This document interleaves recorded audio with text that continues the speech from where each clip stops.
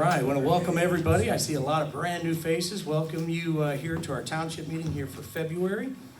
Clerk, roll call. Trustee Sewell? Yeah. Stewart? Here. Ball? Yes. Gunther? Yes. Supervisor Cox? Yes. Okay, we'll start with public comments. And the way we do public comments, it's 5 minutes or less. No personal attacks. But other than that, you have your public comment time.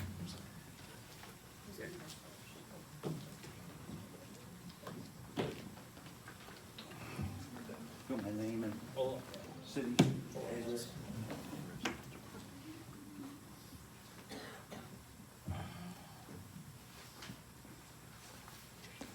Ready? Good evening. My name is Chuck Markizich. I live in Keebler Oak subdivision here in Maryville. I wanted to make a couple comments to the board. I was here last meeting. Been coming to meetings for a good year and a half or so now, on and off. Made most of them, but the discussion on the stamps that came up, I think it was still a good, what was brought up, conversation went on, we all talked about it, and good or bad, whatever. I hope you continue to do that, because that's what I expect out of from my tax dollars anyway. That's what we got the whole board here for, so I think that's a good point, and I really want to commend you on that. And then the second point of it is, when we look at the big topic was the assessor's office. If the assessor would have been here, which I know he's chosen not to be at the board meetings, he's chosen not to come to work, you know, if we've seen articles in the Collinsville Daily News about that. If he'd have been here, I think that argument or discussion could have got squashed pretty quickly, if he would just been able to explain it. And that's, you know, one of the things I think is wrong, that our assessor doesn't show up at the board meetings. He doesn't show up at the office. Really puts a hurt to the township overall. And thank you. Thanks, sir.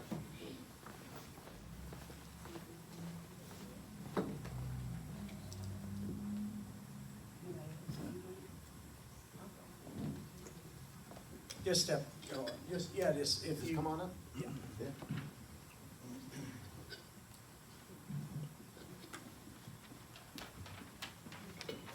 I top of my head here. Yeah. So, thanks. That better? Yeah. My name's Dawn Harris. I live in Collinsville.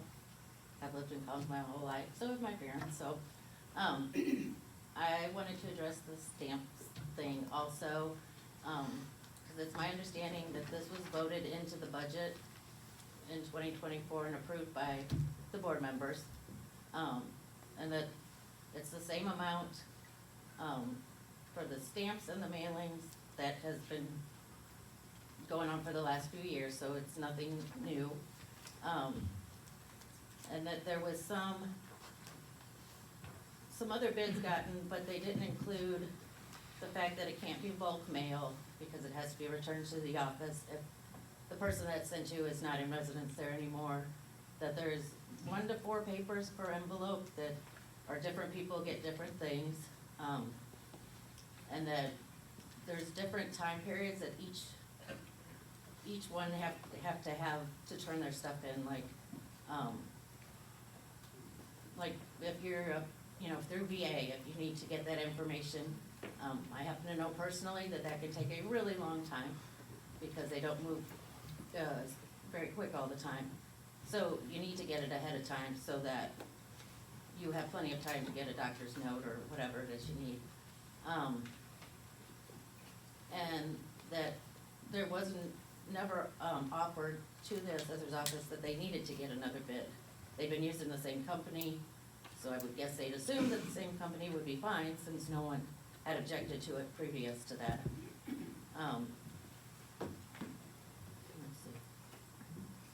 I also noticed that one of the other bids was from a Caseyville area, and I personally would like things to come from our township because that benefits our town.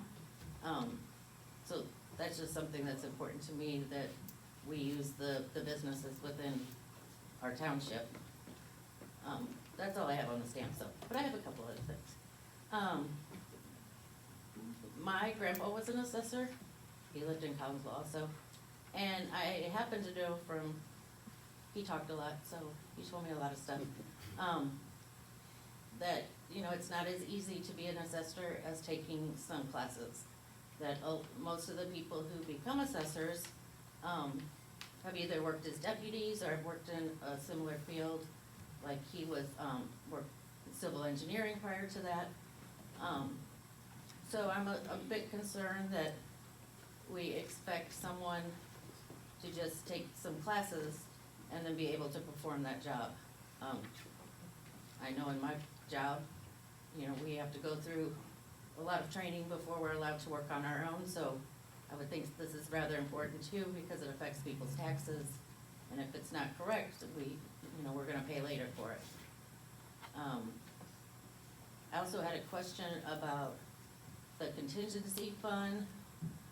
I looked up some information, and I know that when Terry Allen's administration, when he left, there was like $2 million in the contingency fund, and I was just wondering how much of that is left. And if it's not the 2 million, what emergencies came up that required this information, or this money?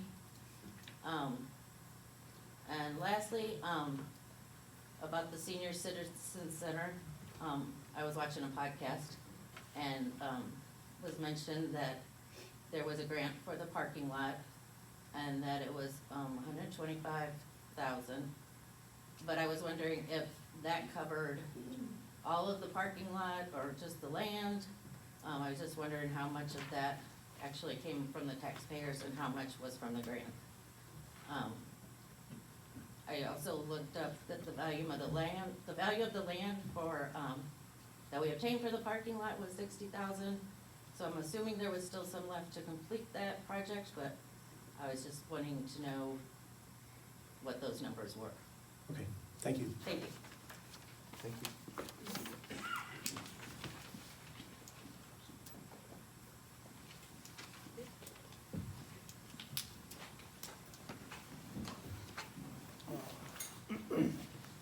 Yeah, my name is Don Cox, and I'm glad to see Mr. Paletti here now, can put a face to a name.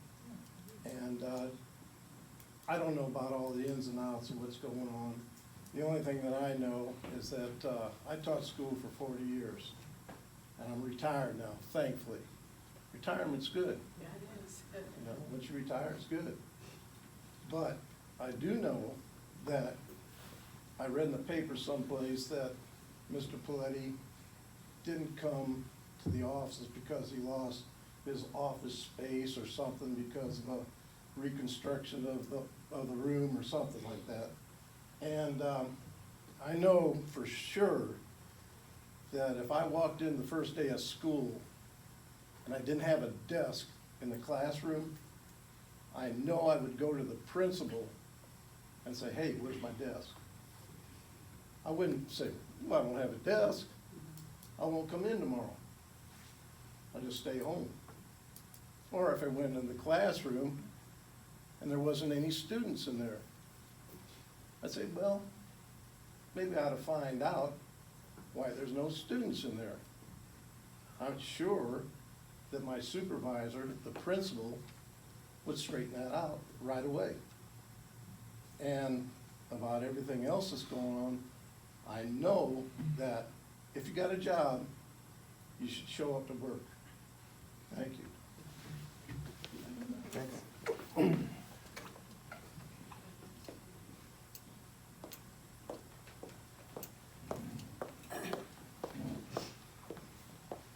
Hi, my name Lift that mic up. Good evening, my name's Margot Crowell. I live at 1279 Vandalia here in Collinsville. My family and myself were lifelong residents of Collinsville. I graduated from Collinsville High School.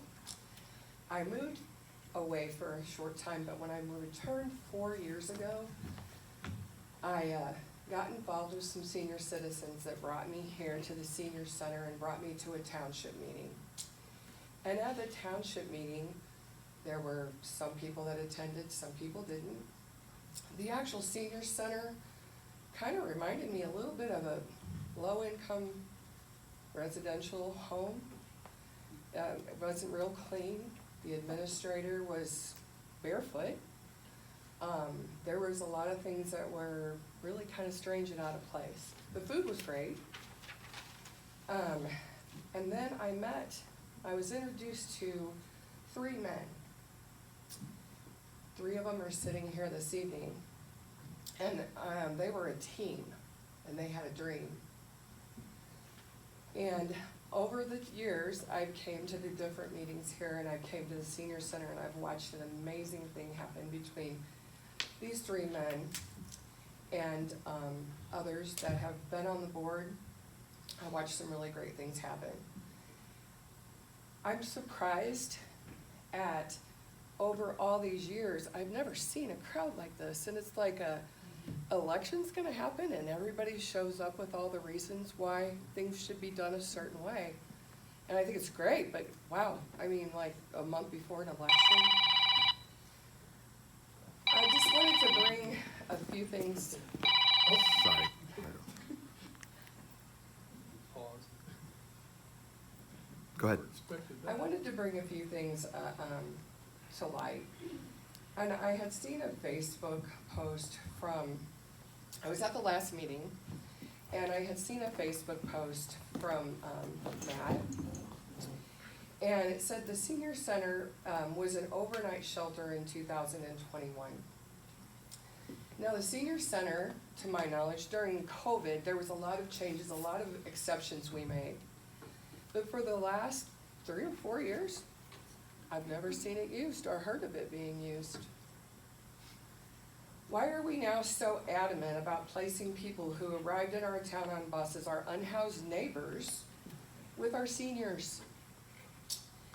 Is this a political maneuver to destroy an amazing project developed by political opponents? Furthermore, why is it so important for you and prior governments to place those struggling with addictions and mental illnesses with vulnerable seniors? This is happening at the Brainer Building, where we see constant presence of police. In addition, my own uncle left his apartment at Woodland Towers because unhoused neighbors were being allowed to sleep in sofas in the lounge. Our government has placed people with our seniors who are very vulnerable, and it's dangerous to them. And I don't know why. I'm not sure why. If you, Matt, and the rest of the board, Clint, if you, and the rest of the board, if you and other citizens feel that we need to have a shelter for those without one, then the honorable thing to do, in my opinion, is to seek funding to provide a shelter in one of our small abandoned schools or even facilities not occupied during the winter. The warming center in Edwardsville has been looked at. It is full of children, and it was reported to us at the last meeting that the children were moved out quickly, or the people at night were moved out quickly in the morning for the children to arrive.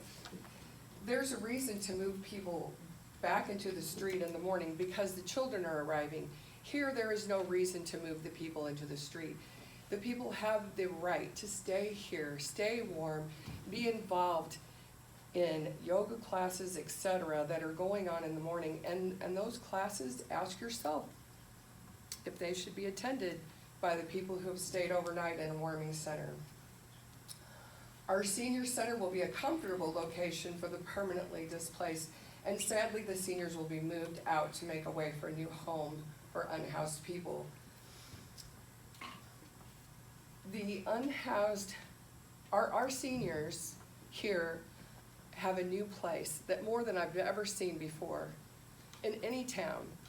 They come in, they enjoy, they're happy. Some have stayed at home, they're shut-ins, they never got to go out, and now they have a place to go.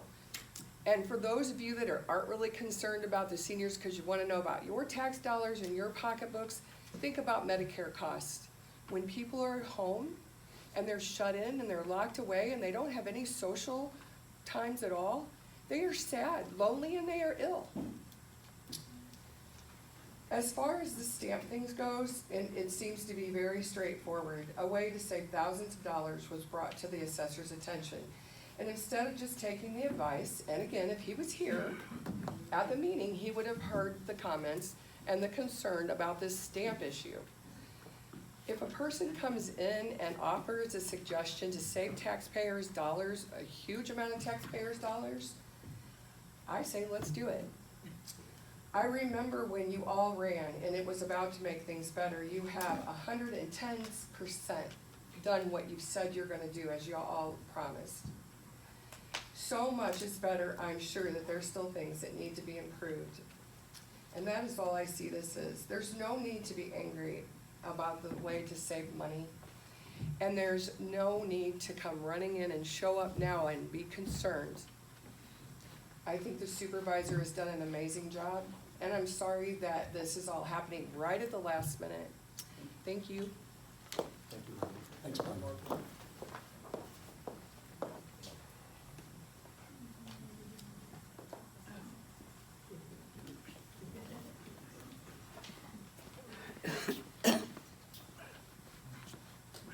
My name's Carla Buchanan. I live in Collinsville.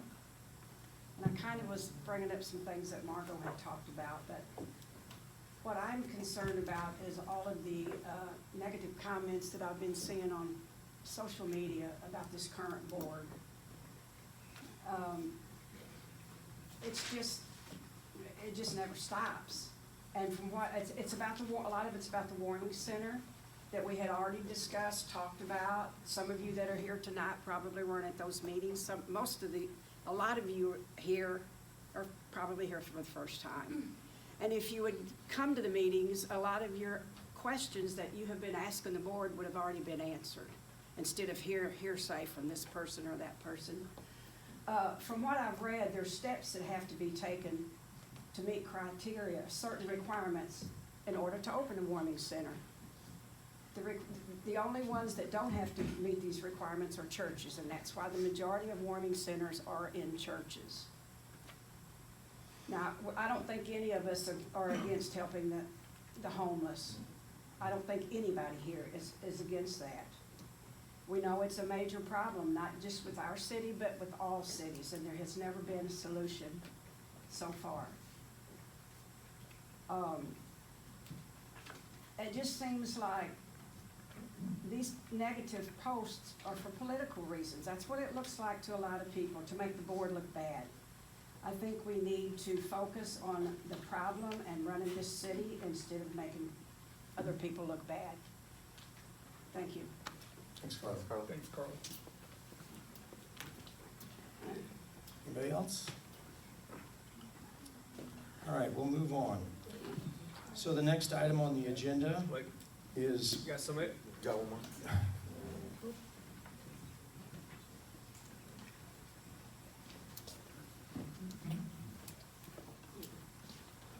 Hello, my name is Jennifer. I have been an employee of the assessor's office for at least 6 years. I'd like to thank Matt, Clint, and Ashley, and Jim for coming into our office and figuring out how things are ran and what it takes to run an assessor's office. I started working for Mr. Paletti back in 2019. I was nursing my newborn as a new mother. Mr. Paletti, like any employer should, made the correct accommodations for me, gave up his own office because we didn't have a window at the time, and I was able to do my motherly duties and pump for my child. When Mr. Cox came into office, he locked us out of the kitchen and told me that I could sterilize my pumping instruments in the public bathroom.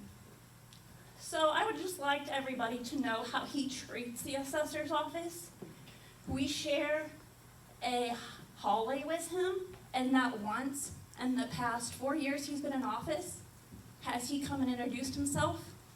The first time I ever met Mr. Cox is when we had to go to one of his properties so that we could lower his taxes. I take pride in myself. I love working with the seniors. I go on my lunch break to accommodate them if they can't come to our office to get their paperwork filled out. And not just me, all the ladies in our office. We go above and beyond. And for you guys to attack the assessor's office, Mr. Cox has not once come in there and said, hey, let's make a plan, let's figure out something cheaper. He just goes right ahead and attacks us. So, just so we can have the story straight. It's not true. No, it's How many times have you come to our office, Derek? not. Listen, I'll let you have your comment. Okay, I just wanted people to know what it's like to work and for people to attack you on social media. You have your friends and family go and say how Mr. Paletti hasn't been in the office for 6 years. He's in there more than I can count. Just because his car is not here or you don't see him, he doesn't just park his car and leave for the weekend so his vehicle can be seen. And I've seen that with my own eyes. Thank you.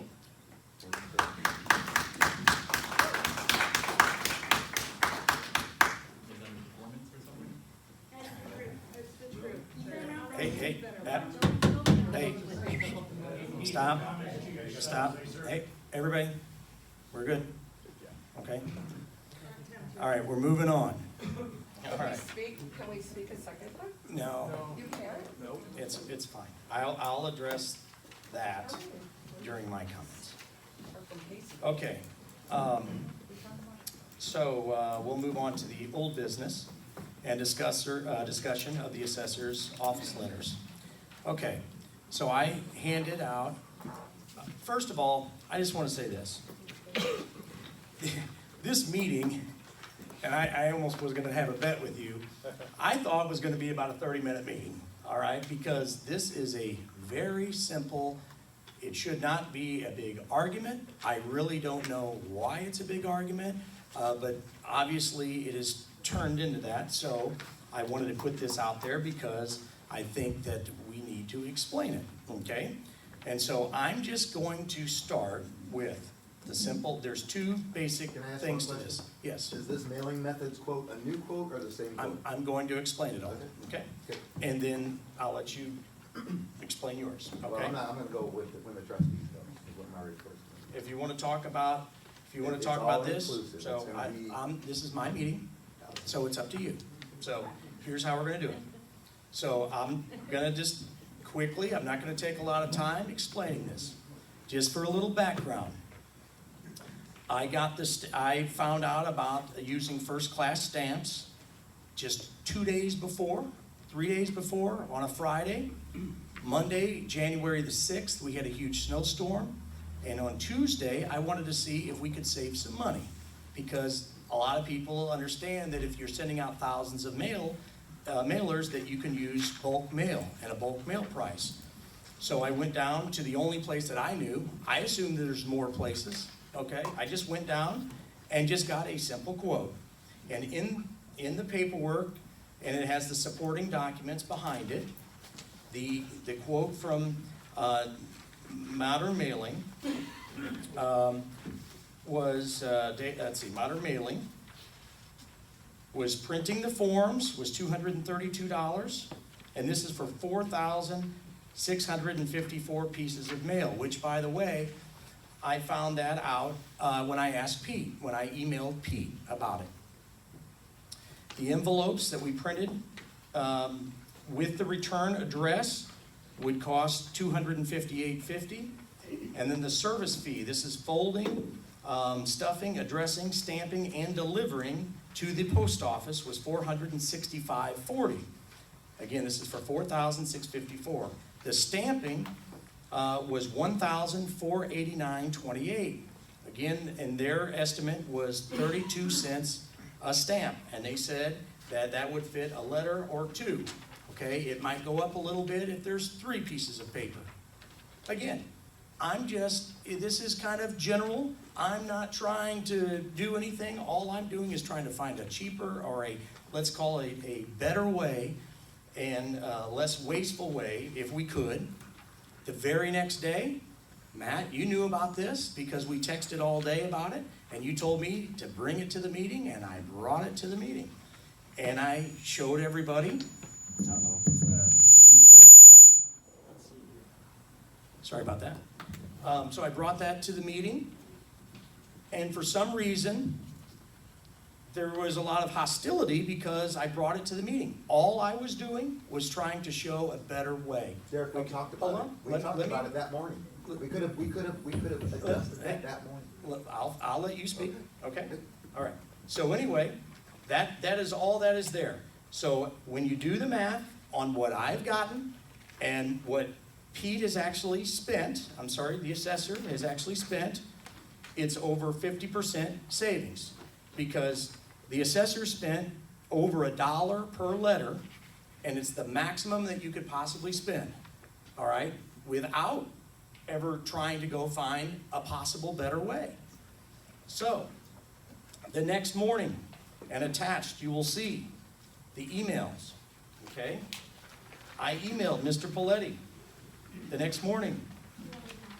I wanted to let you know that the money for the stamps has been transferred back to your budget line with 5,000 pieces of mail that you say you're sending. Just on stamps alone, we can save about $2,100. Because your office staffers already printed, folded, I found this out later at the meeting, stuffed and sealed the envelopes, there should be no additional cost. I bet they can have them all out today. Okay, that was the next morning, and you can see it right there. I got no reply. A whole week goes by. I got no reply. I sent another letter. Pete, following up. I sent the same message as a reply to my message, and then, because I sent it twice. But anyway, I sent about the transfers, but I did not hear back. Were the exemption letters sent to bulk mail? I see your office managers on social media accusing me of a federal crime. I was hoping your office could do the mailings the most fiscal responsible way. That is why I attempted to coordinate the bulk mailings.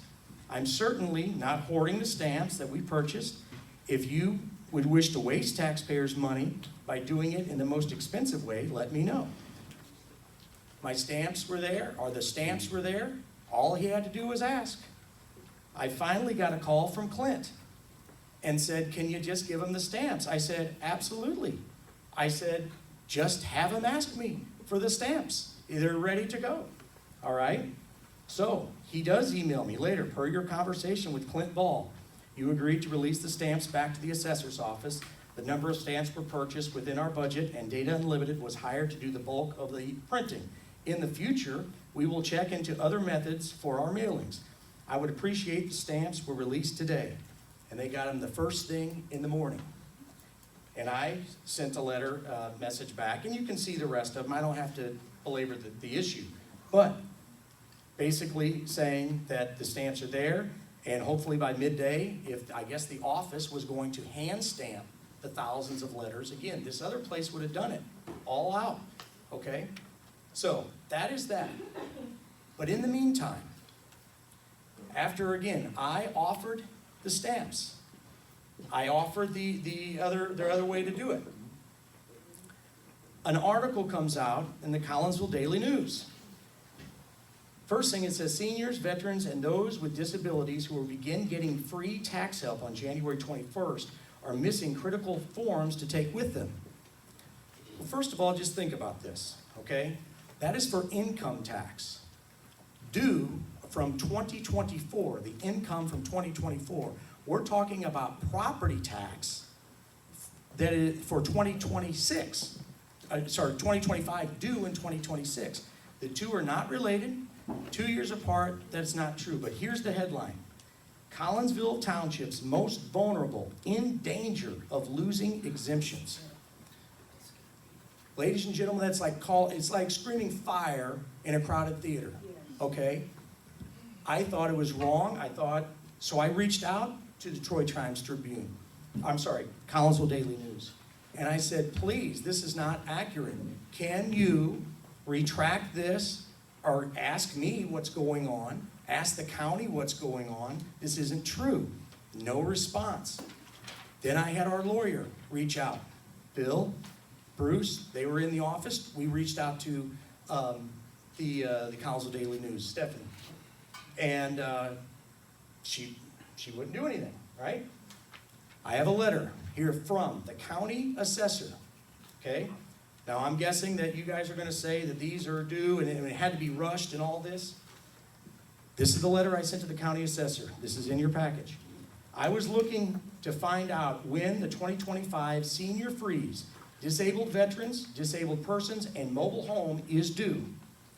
What is the way that somebody can file these exemptions? Is it only through the township, or can they also file online in your office? I also went up there to talk to them myself. The answer from the county, the chief county assessment officer, you can apply for them anytime during the year.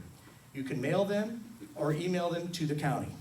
When I went up there and spoke to them, again, this is for your property tax exemptions that will be paid in 2026. This is January the 9th we're talking about, okay? They're due December the 31st. Collinsville Township's most vulnerable, in danger of losing exemptions because I'm holding stamps. That's unfair. That's untrue, and it's a ploy to scare seniors. So I drafted a press release to get the facts out, and that's when I went to our counsel's office. I showed him what I drafted, and Bill, if you wouldn't mind speaking to that. Yeah, as Derek noted, I know Bruce attempted to reach out to the author initially to see if we could kind of try to diffuse the situation that way. It didn't go anywhere. Why though? That's not representative of all of us. It was sent out as township official. What was sent out as township official? His post, his press release. It said I think it says I as township supervisor. It's signed by Derek Keith Cox, township supervisor. It doesn't say it's from the Collinsville Township Board. Okay. I mean, in his capacity as supervisor, I mean, he makes statements that are official of his representative position. So he came with a statement, you know, he went over it with us and we kind of looked at it, and, you know, it's one of those things that we attempted to try to diffuse it and wait a few days, see if you know, they would retract anything. Nothing happened. He's telling us in the meantime, you know, seniors are coming up to me, they're upset about this, you know, we need to respond. Certainly as the supervisor, I think that if there is information out there, misinformation I should say, that is, you know, upsetting the seniors, that the people are seeing and thinking that they're in danger of losing these exemptions, he felt, you know, I need to explain this and I need to get out ahead of it. He put together the press release. We kind of, you know, looked at it, cleaned some things up and said, you know, okay, if you want to send that out, you can. I think initially he tried to send it to a couple different papers. They weren't really picking it up, so he said, I'm just going to put it on the Facebook page. We said, you know, okay, go ahead. I understand that there are things in there that you know, people were upset about, and I get why. But by and large, I think that he felt, and I think as supervisor, he has an obligation to the residents to explain the situation. So he gave context there, and that was more or less it. I don't know if there are any other questions about that, but basically, I think it was about a week-long process. And in the meantime, by the way, the first day he came over and showed us the article when we were talking about it, Bruce got in the mail his exemption information related to this. So, you know, whatever delay there was minimal or non-existent. So did you look at the other forms that are due? Like, did you look at, like, the veteran? Just wait? Okay. Just wait. So a lot of this, we didn't review the forms or anything. Derek had the information from the chief county assessor's office, and That email is strictly the information from the county assessor's office? Yes. Okay. yeah. Okay, yeah. And so, and lastly, because there was an accusation online that we were going to be sued because of this, the inaccuracies of the press release, was there, and we're talking about fact, not feelings, was there one piece of inaccurate information in the press release? No, I think that everything in there was public information that was made public at the prior meeting. And regards to, But was all of it vetted out previously? Yeah. I think that it was, the request was sent and the emails that Supervisor sent. You're happy that it was vetted out, I'm happy.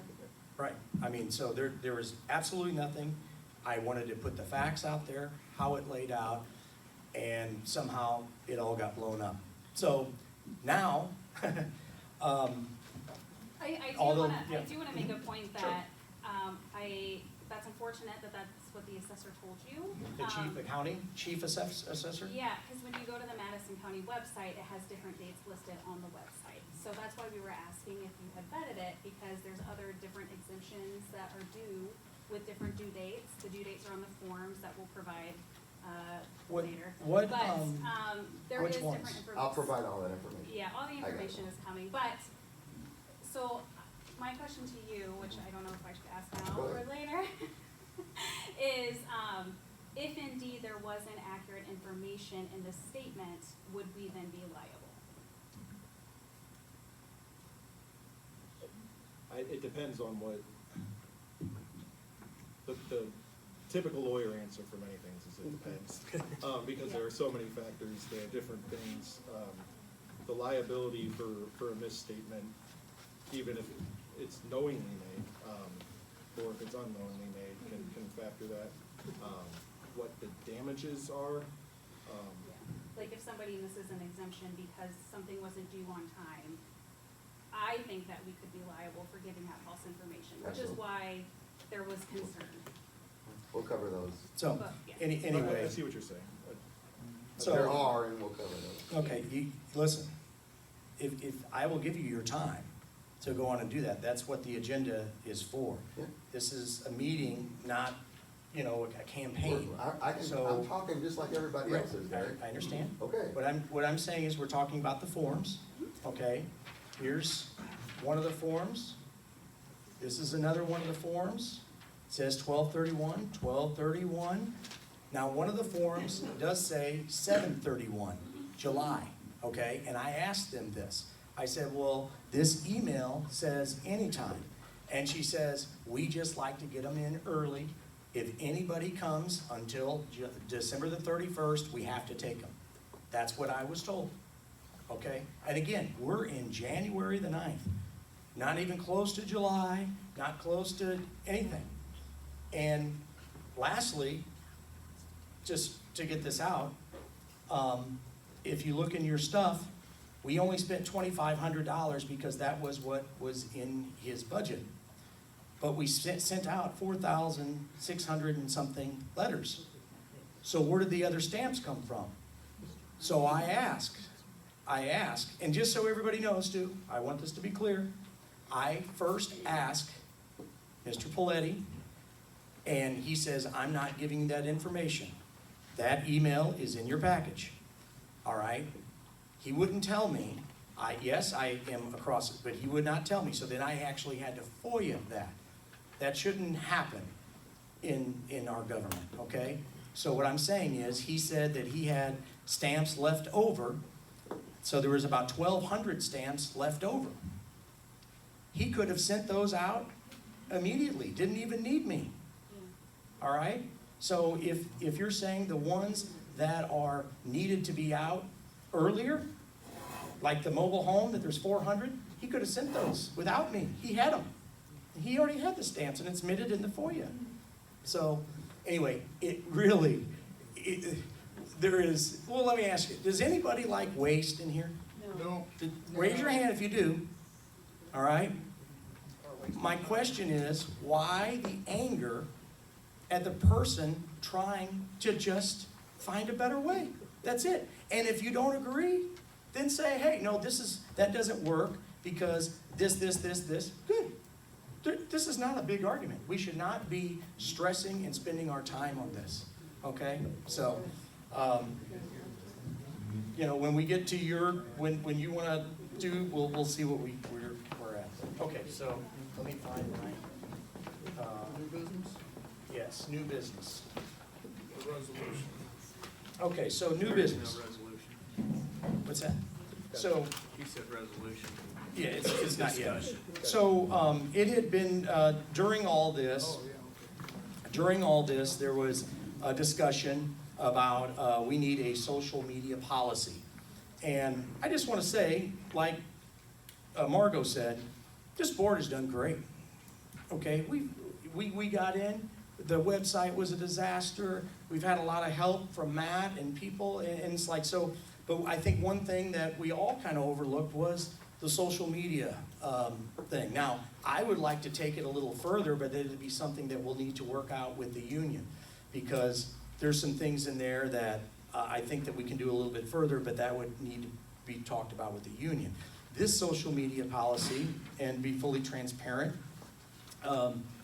City Manager Derek Jackson reached out, and he offered this to us. He said, this is the one that we went through and that we like, and we voted on it just 2 years ago. And you can use what, they've already done the legwork on it, use that one. So I went through it, and I just changed, all I did was change the city manager is in charge of the city, okay, social medias. And then he can designate somebody to also help with that, okay? So I changed, and the way that the rules work with the township, it would be the township supervisor is like the city manager. And so I changed that from the city manager to township supervisor. And so it's about, about 15, 20 pages there. So anyway, it's all there. We don't have to vote on it tonight. And I'll let you guys check it out, and then maybe we can, if you guys can get back with me maybe at least a week before the meeting with any suggested changes, and I then have one possibly. drafted as well, that uses TOI and Edwardsville, so we can look at them both, Okay, both sure. together and see if. Right, what see if there's jives. something, Yep. something in there, and then we can take a vote on it. So, okay. Will it be on the website so the public can view it? The proposal, Yeah. I could. I mean, it's the same one as the cities, but sure, yep. Okay. Moving on to consent agenda. This is items A through E. Okay, the consent agenda has the minutes from the last meeting, and it has the monthly reports from the assessor, the highway commissioner, the supervisor, and myself. Motion to approve consent agenda as delivered in our packet. I'll second that. Okay, no question, roll call. Trustee Stewart? Yes. Paul? Yes. Spencer? Yes. Sewell? Yes. Supervisor Cox? Yes. Okay, this is moving on to the approval of bills. All right, the bills for last month, you'll see under general assistance, we had expenditures of $721.84. What was that total again? I'm sorry, Jim. $721.84. Motion to approve. I'll second. Okay, if no questions, roll call. Trustee Ball? Yes. Spencer? Yes. Sewell? Yes. Stewart? Yes. Supervisor Cox? Yes, and what I just handed them real quick was the general assistance report for the month of January. Okay, next under road and bridge, we had expenditures for the month of $217,909.37. A motion to approve. I'll second. Okay, no questions, roll call. Trustee Gunther? Yes. Sewell? Yes. Stewart? Yes. Ball? Yes. Supervisor Cox? Yes. All right, there were no expenditures in the road and bridge equipment fund, so we'll move down to the town fund, which had expenditures for the month of $140,843.51. And the reason that is higher than normal, we had 3 payrolls in January. I motion to approve. I'll second it. Okay, no questions, roll call.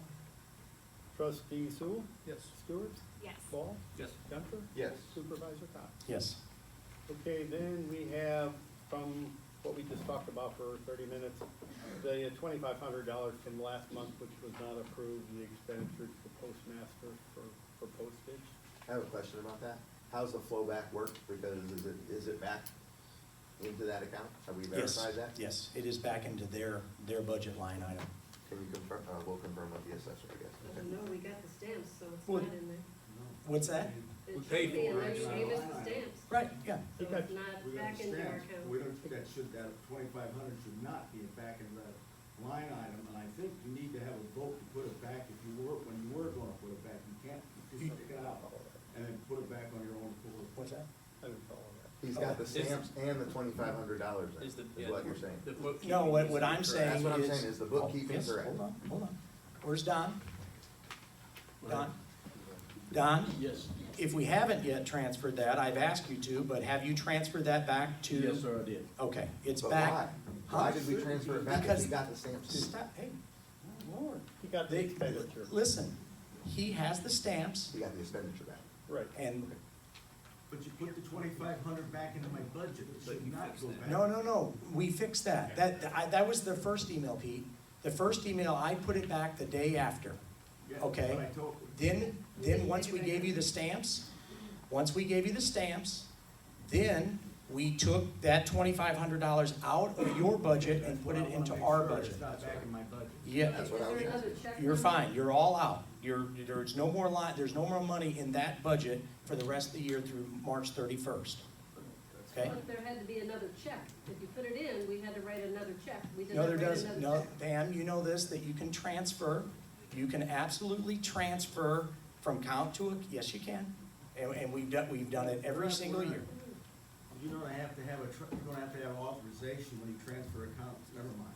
No, It's not worth it. no, you don't. It's good, Pete, it's good. You don't, okay. Okay, Okay, so we need a motion to approve that $2,500. I'll motion approved. A second? okay, roll call. Trustee Stewart, No. trustee Ball, Yeah. Gunther, Yes. Sewell? Yes. Supervisor Cox? Yes. And acceptance of, I'm sorry, and then the senior So the center. last one is the senior center, where we had, no problem, we had expenditures for the month of $4,982.11. I motion to approve? I'll second it. Okay, roll call. Trustee Ball? Yes. Gunther? Yes. Sewell? Yes. Stewart? Yes. Supervisor Cox? Yes, Thank you, guys. thank you. Okay, moving on. Highway Commissioner Kathy, you're here. Kathy's going to the Hall of Fame, so I'm glad tomorrow, right? No. Oh, you're not? I thought that's where you headed, so I'm glad we got the meeting in there. Anyway, today didn't turn out like they said it was going to, but be careful on the sidewalk out there. We did put salt down, but, you know, it's getting colder, so it's starting to ice over a little bit. So we paid $23,000 for salt. Oh, yeah, that was from the first big one, so, Bill even had the girl in the dress. yeah. Anyway, yeah, so today didn't turn out like it was, but we got in early, we went out, put salt down. We went out later in the afternoon, checked all the roads to make sure they were okay. We're gonna go back out at 5 so that people that are going out in the morning can get out safely. If there's any ice on the hills or intersections, we'll take a look at that and take care of it. So, anyway, I did want to talk about, I went to the Madison County Hazardous Mitigation Meeting, and by going to this, townships aren't really eligible for federal funding. They are not. But by going to this, we will be eligible for federal funding. They are going to send me out for some different things that we can get. They're gonna send me out a total list of all the counties and school district and other townships and cities and that are involved in it, of different ideas that they've got that they would like to do. They want us all to look over it. They said if there's anything else that we would like to add that we could possibly get a grant for, then they can possibly help us get that grant. Now, it doesn't always mean it works out, but it is nice to know that we will be included in that. So, the other thing I wanted to talk about, I went to my first board meeting for the Illinois Highway Commissioners. And I didn't know how many people were on the board, but there's 22 of us. I am the only female on the board. We met in Springfield. Next week, we're meeting way up, like 3 hours away at our next quarterly meeting. So, it's really good. I mean, I got to learn a lot about, I read about a lot of the, different, what's the word I'm looking for the state, you know, the different, things that they put up for vote, and I got to, they went over a lot of them. So even though I read on that, we get it from TOI, and we'll get a thing from Taylor, what's going on in the legislative department in the state. It was nice to learn some new things that are going on, with highway, departments and different things, even things as much as not allowing ATVs on your road, don't make that legal, that causes a lot of problems. So, I mean, it's just some of the things when I read some of the bills, I'm thinking, boy, I don't even understand that, but, anyway, that they would even bring something like that up, but some of them are more serious than others, and that's what the board does, is kind of keeps on top of that and tries to work with Taylor to lobby some of those bills, so. Otherwise, besides that, like I said, I put some of the things on my report that we've been doing. We are gonna get a new rhino mower, we got bids on that, I put the low bid here.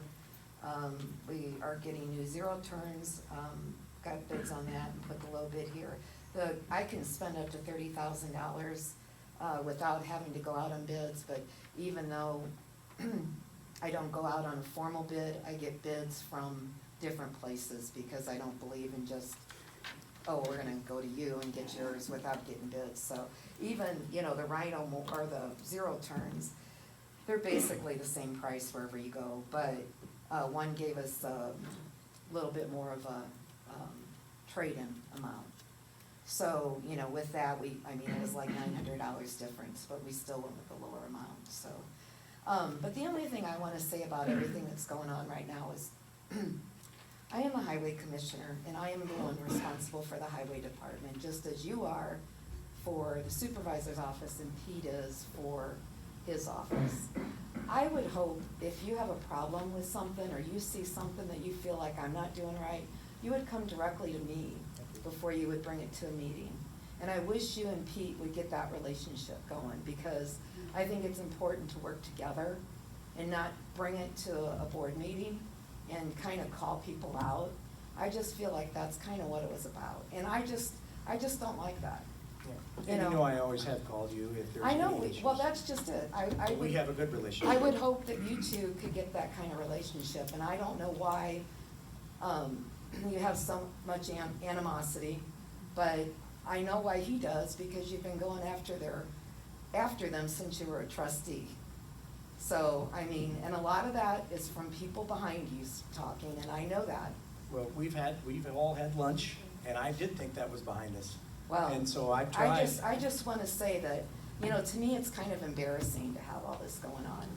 I I just agree. believe in working together, and that's what we've always done. Yes. And that's what I've always done with Pete. And his office of gals are fantastic, and.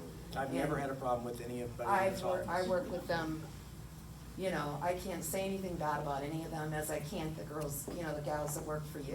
Same. And Don, where'd he go? He left. So, he's back there. Looking to get down that exit. Yeah, but anyway, that's just all I have to say, is I just wanna, and as far as social media goes, if somebody's bashing me or saying I'm not doing something right, I'm not gonna get back on social media and try to defend myself. I'm gonna call them directly, and that's what I try to do. Unless I've dealt with the person enough and know that there is no talking to them. But, that's just how I feel about social media. I just don't feel like getting in arguments on something that I'm not gonna change somebody's opinion of me or what they think, on social media. So I just don't do it. I just think reaching out to the person just makes a big difference, so. Anyway, that's all I've got to say. Thanks, Kathy.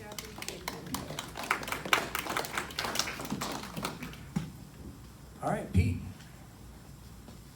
This will be a while. First of all, I would like to say,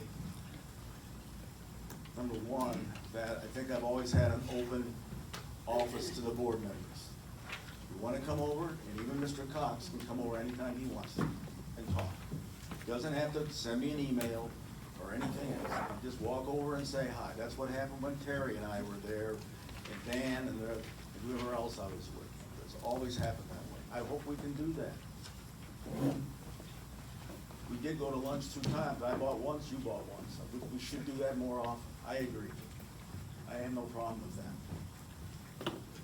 I do have problems with some other things, so let me start with the one first thing. First of all, I think I've always explained to any board member who's asked what we do. And I think that's covered all four of you. But there was one board member who made a comment at the last meeting, and I'll leave the name out, about my office.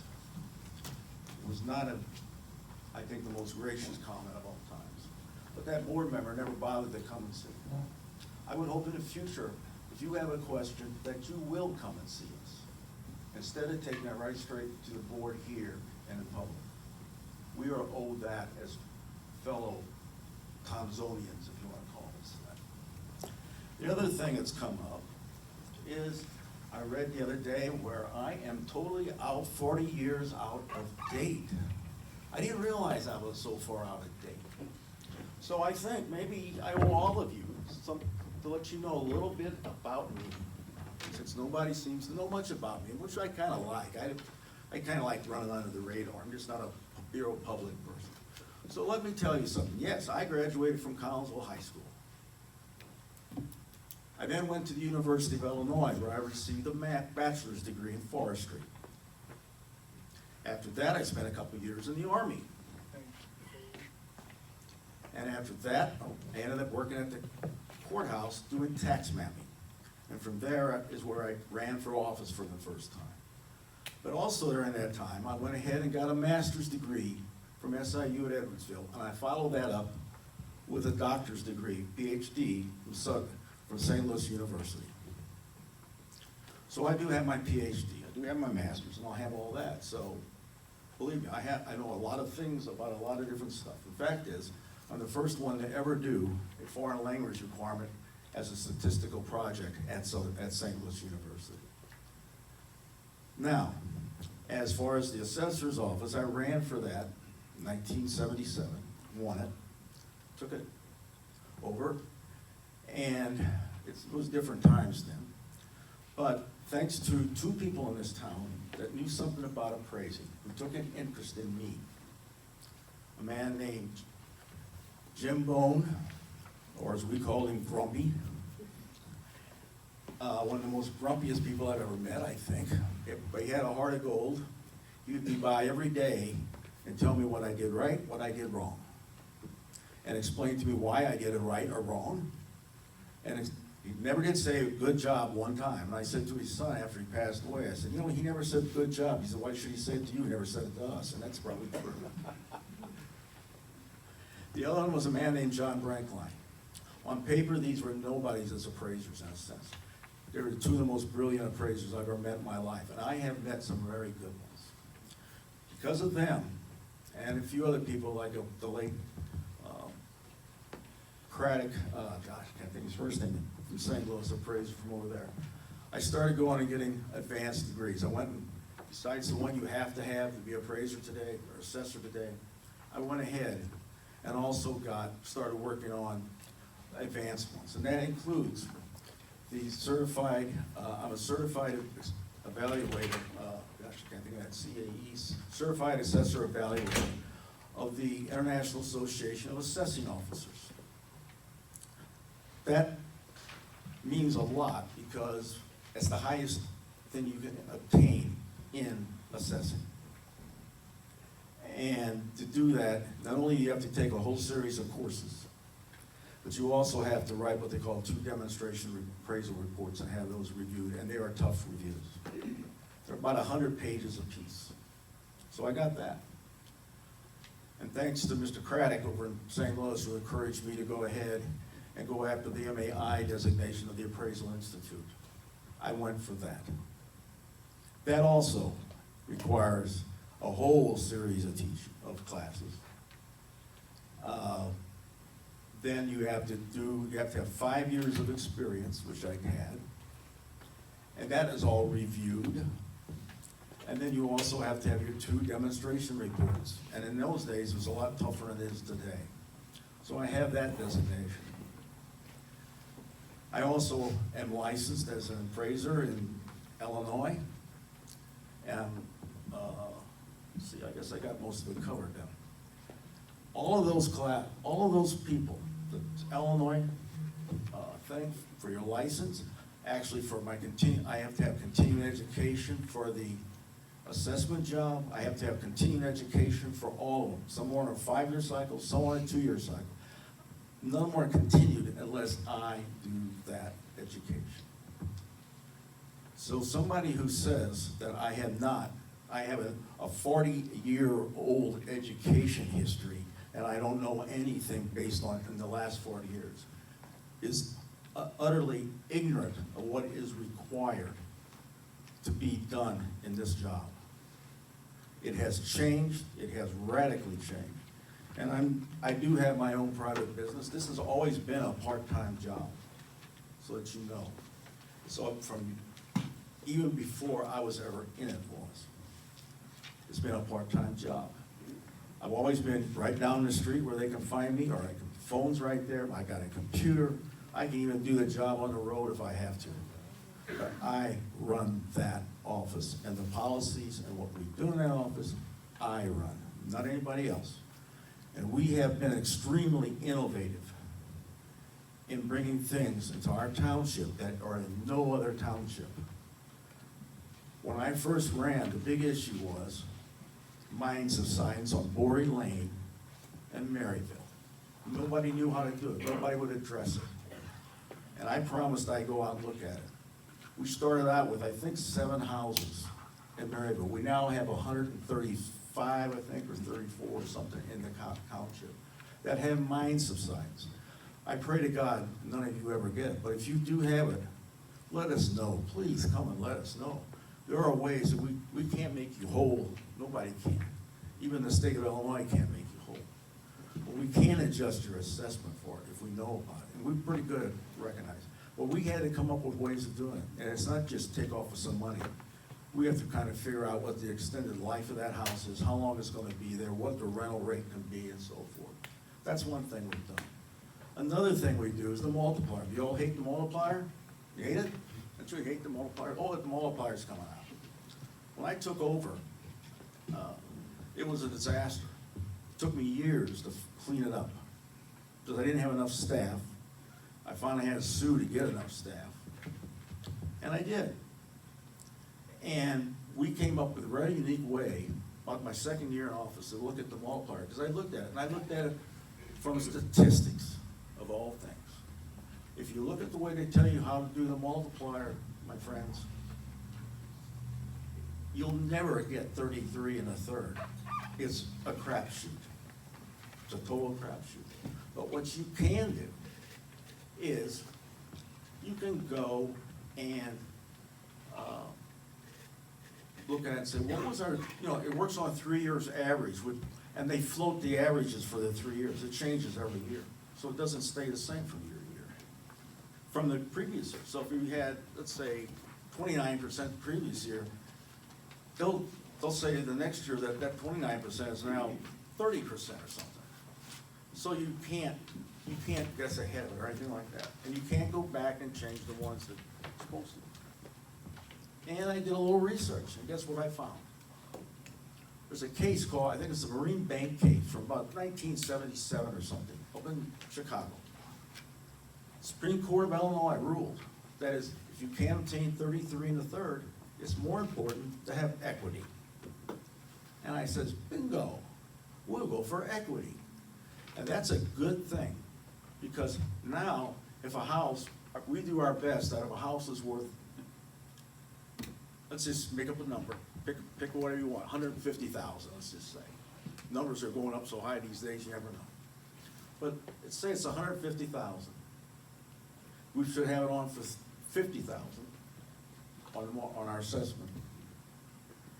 For a house in this town, in a town versus a house in Maryville, that's $150,000. We should have had them both on for 50,000. And that's what we aim for. So, that's how a little complicated it is. News Democrat did not like it. They wrote a very ugly editorial about me. And I went, being an Italian, you get mad kind of fast. I went over and I said, what's wrong with this? What's wrong? This is not right. I know what I'm doing. They finally called the state of Illinois, and they were very sheepishly said, he's right. She's doing it the right way. And we've done that ever since. And I will tell you, by doing that, we've minimized the multiplier effect. We are consistently amongst the best in the state, or in this county, certainly. We're always one. If we're not number one, we're number 2 or 3. And we've minimized that, the amount that affects you all, and it stabilizes a lot of things. We're also the most efficient group, township in the county. Everybody looks and they go and they divide, what is their budget divided by their parcel numbers? Don't look at it that way. We send to the board, we report to the board every month. And in that report, it tells you exactly how well we're doing compared to every other, to the major townships. We are the best.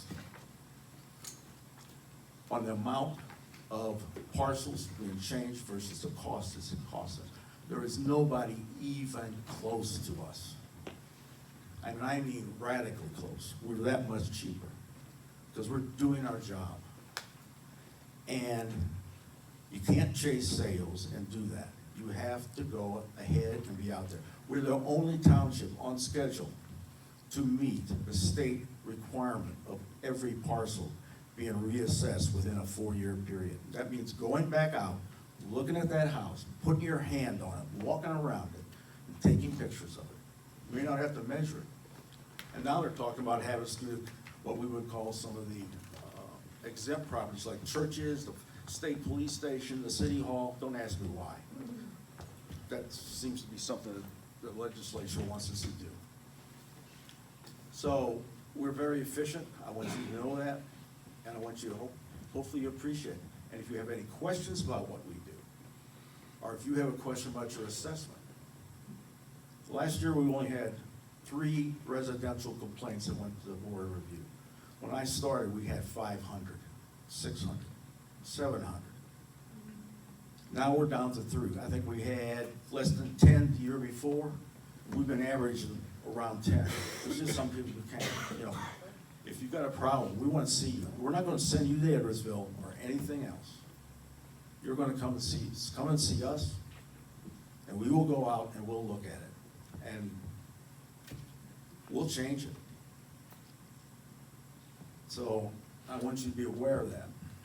And I want you to realize also that I do have an education for these. As far as the stamps are concerned, there's a couple of things you also should know. First of all, my office is totally separated from the supervisor's office. That's by state statute. He cannot control my hours, he cannot control my employees, he cannot control my salaries, he cannot control how we do anything or anything. I don't mind listening to some advice that I think is logical, reasonable, and that. But I also don't like having surprises come around when we're expecting stamps at a certain time. There's a reason why we won them at the time. When I took office, the assessor before me, Ardell Smiley, sent those forms out in first week of January every year. All of any forms he had, they went out that week. It didn't matter when they were due. And personally, I don't care either when they're due. His predecessor, Otto Klein, sent them out in the first week of January. And his predecessor, Lohman, sent them out in the first week of January. How do I know that? Because the woman that was working in the office that I kept, she worked for every one of them, and she told me. So that goes well back into the 1950s that they went out. And our seniors, who are our clientele, if you want, or our customers, or our constituents, however you want to define them, they expect them in that first week of January. And if they're not there, we have them at the office. Where are they? Why aren't they here? And so forth. So we do things to take care of our seniors, to make sure that they're there. And our people who were in the military. I spent my time in the military, and fortunately, I come out without any damage to me. But we have people who have disabilities from the military, and we have others. I didn't have to worry about that, thank God. And I was in during the Vietnam era, so I got lucky in the crapshoot, if you want to say that. So, we try to make sure that those things are delivered on place, on time. I think that covers, as far as our kafabo over the stamps, we've also got pricing on it, where they have to go first-class mail. Some of the pricing I've seen that's been provided was not first-class stamps. And it comes down to, I'm not gonna go into all the detail, we have it all if you want. And we'll show it to anybody who wants to come to the office, believe me, we will show you. It works out, the difference is about $100 one way or the other. We don't quite know, it could be either way, it depends on what's returned or what's not returned and things like that. We do already have a bid for next year. And that bid, we're $1,000 cheaper than if we sent them out. So we do look at it. But we've looked at this in the past. We've even tried looking at Pitney Bowls. We've tried other places over the years, off and on. We don't look every year for it, no. But we do look because we want to do the best we can.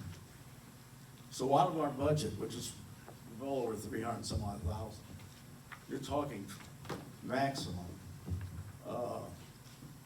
$100 is what we're talking about, maybe, is the difference between us doing it and sending them out. The rest of it is all sunk cost to us. Do you have a question? No, okay. So we're looking at those things, and I think we're pretty efficient at what we do. And I hope that takes care of that. I was gonna make a few other comments, but I will save those maybe for another meeting. But I will also say, and this does bother me a great deal, the story you heard about the bathrooms is absolutely true.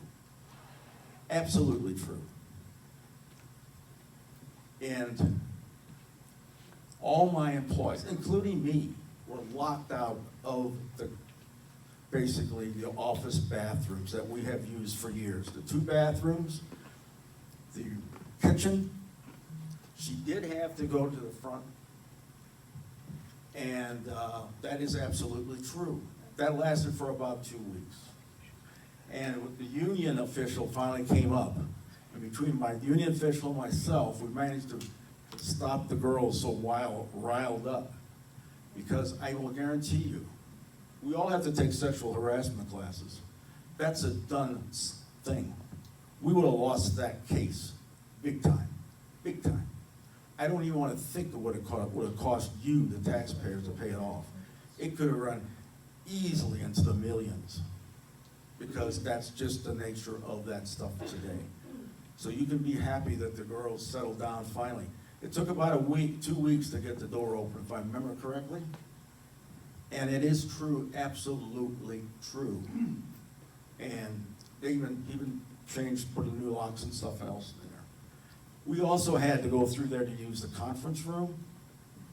And we had to go through there to get to our stuff in the basement we have stored, and we weren't supposed to do that either. So I'm sorry, but that is true. And we'll assume that you've apologized to us for that. Thank you. That's not true. It is true. I'm sorry. You want me, I can bring the people from the union up? I have our lawyers here, and they know exactly what happened. No, But they I'd rather don't. not. Yes, they do. No, they don't. Yes, they do. Let's continue with it. Okay. Hey, I'm running the meeting. Just go ahead, Pete. The other thing is, I guess if you want to start this one, I'll start this one. I wasn't going to, I was gonna let it dry. Well, I'm not gonna let you say that I sexually harassed somebody. That's not I right. didn't say you sexually harassed them. Yes, you did. You said if we had a suit. I did not say that. Hold on. What I'm saying, Pete, all I'm saying is that you know why, what happened. You had an employee that is no longer there, came into my side, okay, that we had to go to court on.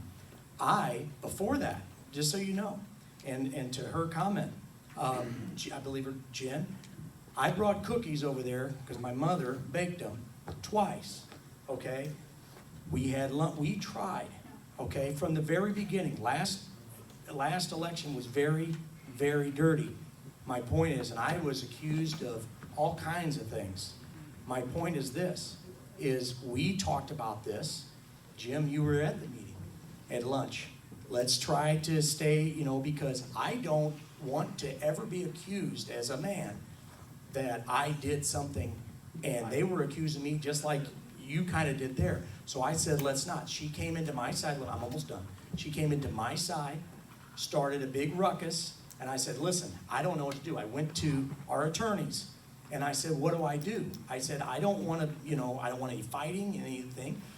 And they said that I am in control of that building, okay? If I wanted to move the assessor's office to the senior center, I'm in control of that building. I don't control your budget, I don't control anything. I said, no, I don't want that. There is a bathroom, just so you guys know, there's 2 bathrooms on the assessor's side. They were coming to my side using our bathroom. There wasn't any reason. So I said, let's stop the thing right now. And you might be right, that lasted like a week. It died down, and the employee that we're talking about left, and everything was fine.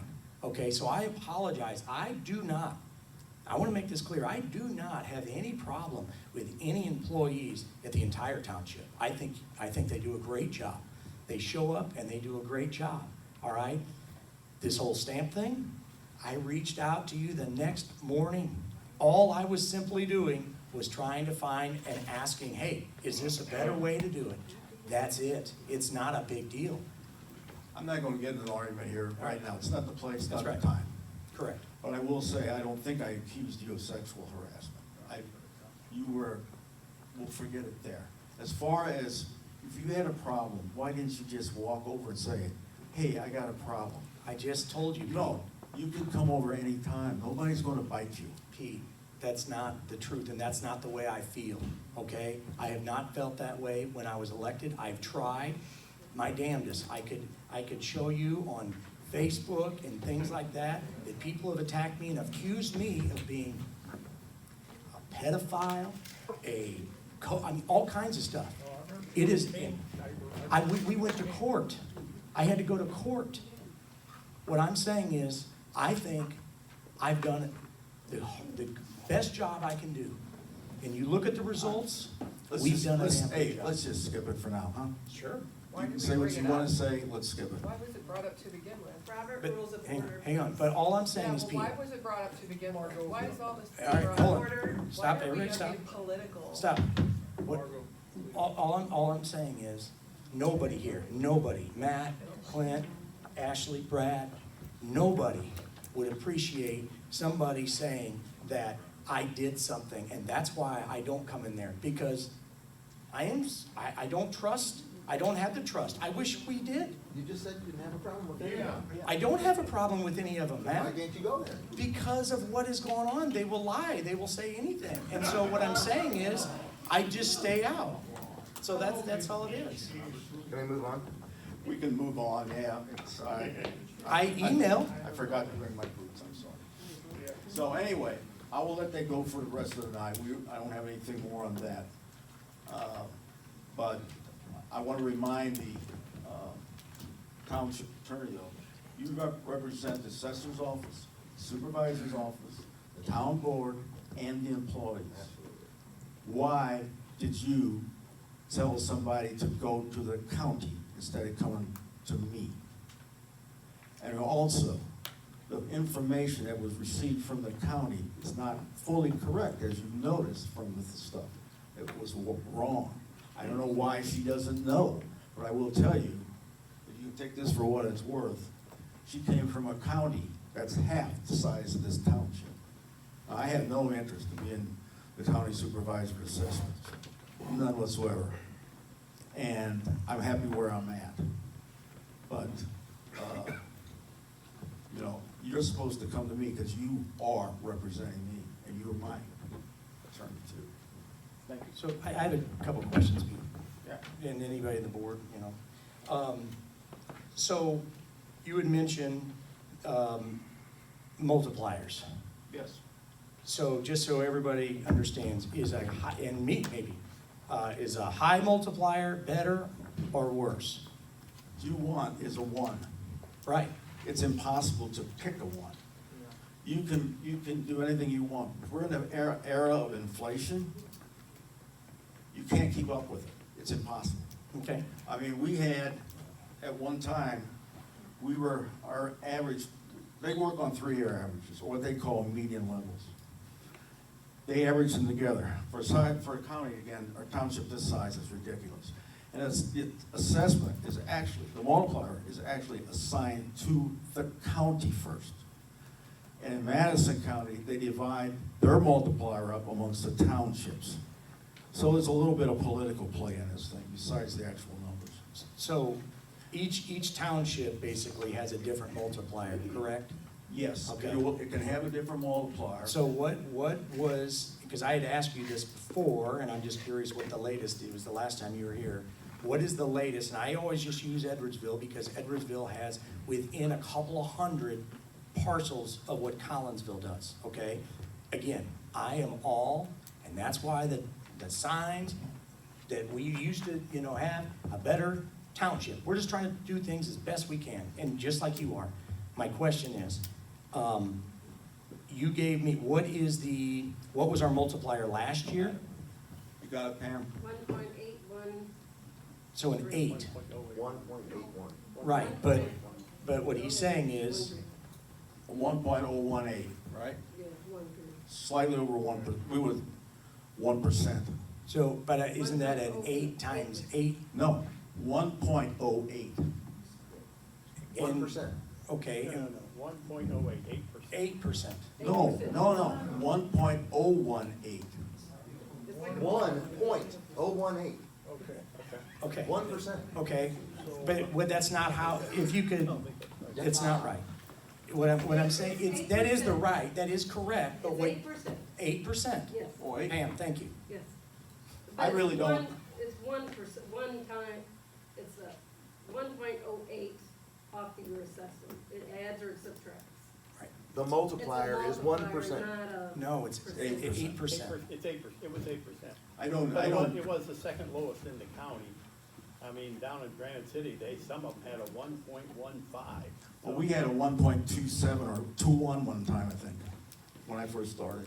All I was going to ask was how we were compared to Edwardsville. And the last numbers you gave us is they were slightly when you took over a 10-year average, I think they had 6 years better, we had 4 years better. I don't know what exactly it is, but. We had 7 out of 15 better than Edwardsville. Okay. If that's what you're comparing us to. Yeah, sure. And so. Last year, Edwardsville was higher. Right. And so I'm a simple guy, okay? I just want to know, all right, again, what is Edwardsville's budget and what is our budget? You're looking at it all wrong. You're looking at it all wrong. The multiplier doesn't tell you anything. No, I know that, but the multiplier, all I'm Doesn't tell you how saying. it doesn't tell you how good of a job you're doing, is what I'm trying to get a point. I'm not saying that, but that's what affects the taxpayers. When that multiplier comes out, like in Granite, if it's a 1.5, okay, you're paying 15% more than what your assessed value, okay? And so if our multiplier is, like you said, close to a 1.0, Matt, you want a 1.0, not 1.8 or 6. 1.018. What I'm saying is, if you have it, you want it to be 1.000, and then you pay that assessed value. My point is, you want it as close, just like you said, to the 1. So, if Edwardsville has it closer to a 1 than Collinsville, and we're paying double, I want to know, as a taxpayer, what can we do to get that multiplier closer to? That's all. First of all, that's not the way you can look at it. That is not a measure of how well the assessment job is being done at all. What they do is they chase sales. You know what chasing sales is? I don't know how they do it and how you do it. I'm not the assessor. You wanna know what chasing sales is? Yeah. It means a house sells and they take it and put it on for a third of market value. That's, I think, illegal is all the devil. And I'll tell you why. That Supreme Court case that I looked at, and I patterned everything after, said that if you cannot reach 1/3 of market value, in other words, 33 1/3, that equalization is more important. In other words, to even everything out. If you chase sales, you cannot even everything out. You'll never even it out. And that was the problem. When I took office, my predecessor, what he did was, and I can tell you exactly where it was at, was up in Dietering Hills. It was so obvious, it wasn't even funny. You'd see a house, they were all pretty well made by the same contractors. George Osborne, Roy Whitman, probably Eddie Reagan, those guys. They were all, a lot of them split foyers. And you go down the street and you look at the assessments. And back in those days, 80,000, 90,000 for a house. But you look down the street, and I'm gonna try to make this simple again, and we'll do, let's say 150,000 instead of the 80. I have a house right here that had just sold, and it would be on for 50,000. That's what my predecessor did, just sold. And then he would raise 2 houses on either side. The same percentage you raised the house in the middle. Well, a few months later, the house 2 houses down sold. And guess what? He came back and he raised the two that just got raised again. Over and over. It looked like a broken sawtooth going down there. It was a mess.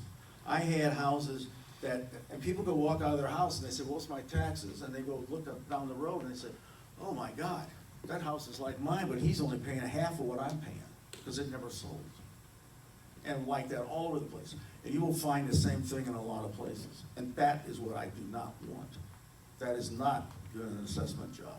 What I want is, I don't particularly care where we're lining up on things, but I want a house, the houses, that if they're a $150,000 house and it's sitting here in Collinsville, or it's sitting there in where else, Maryville, or it's sitting up there in Dietering Hills, or it's sitting there, if it's a $150,000 house, I want it on for $50,000, is what I would shoot for.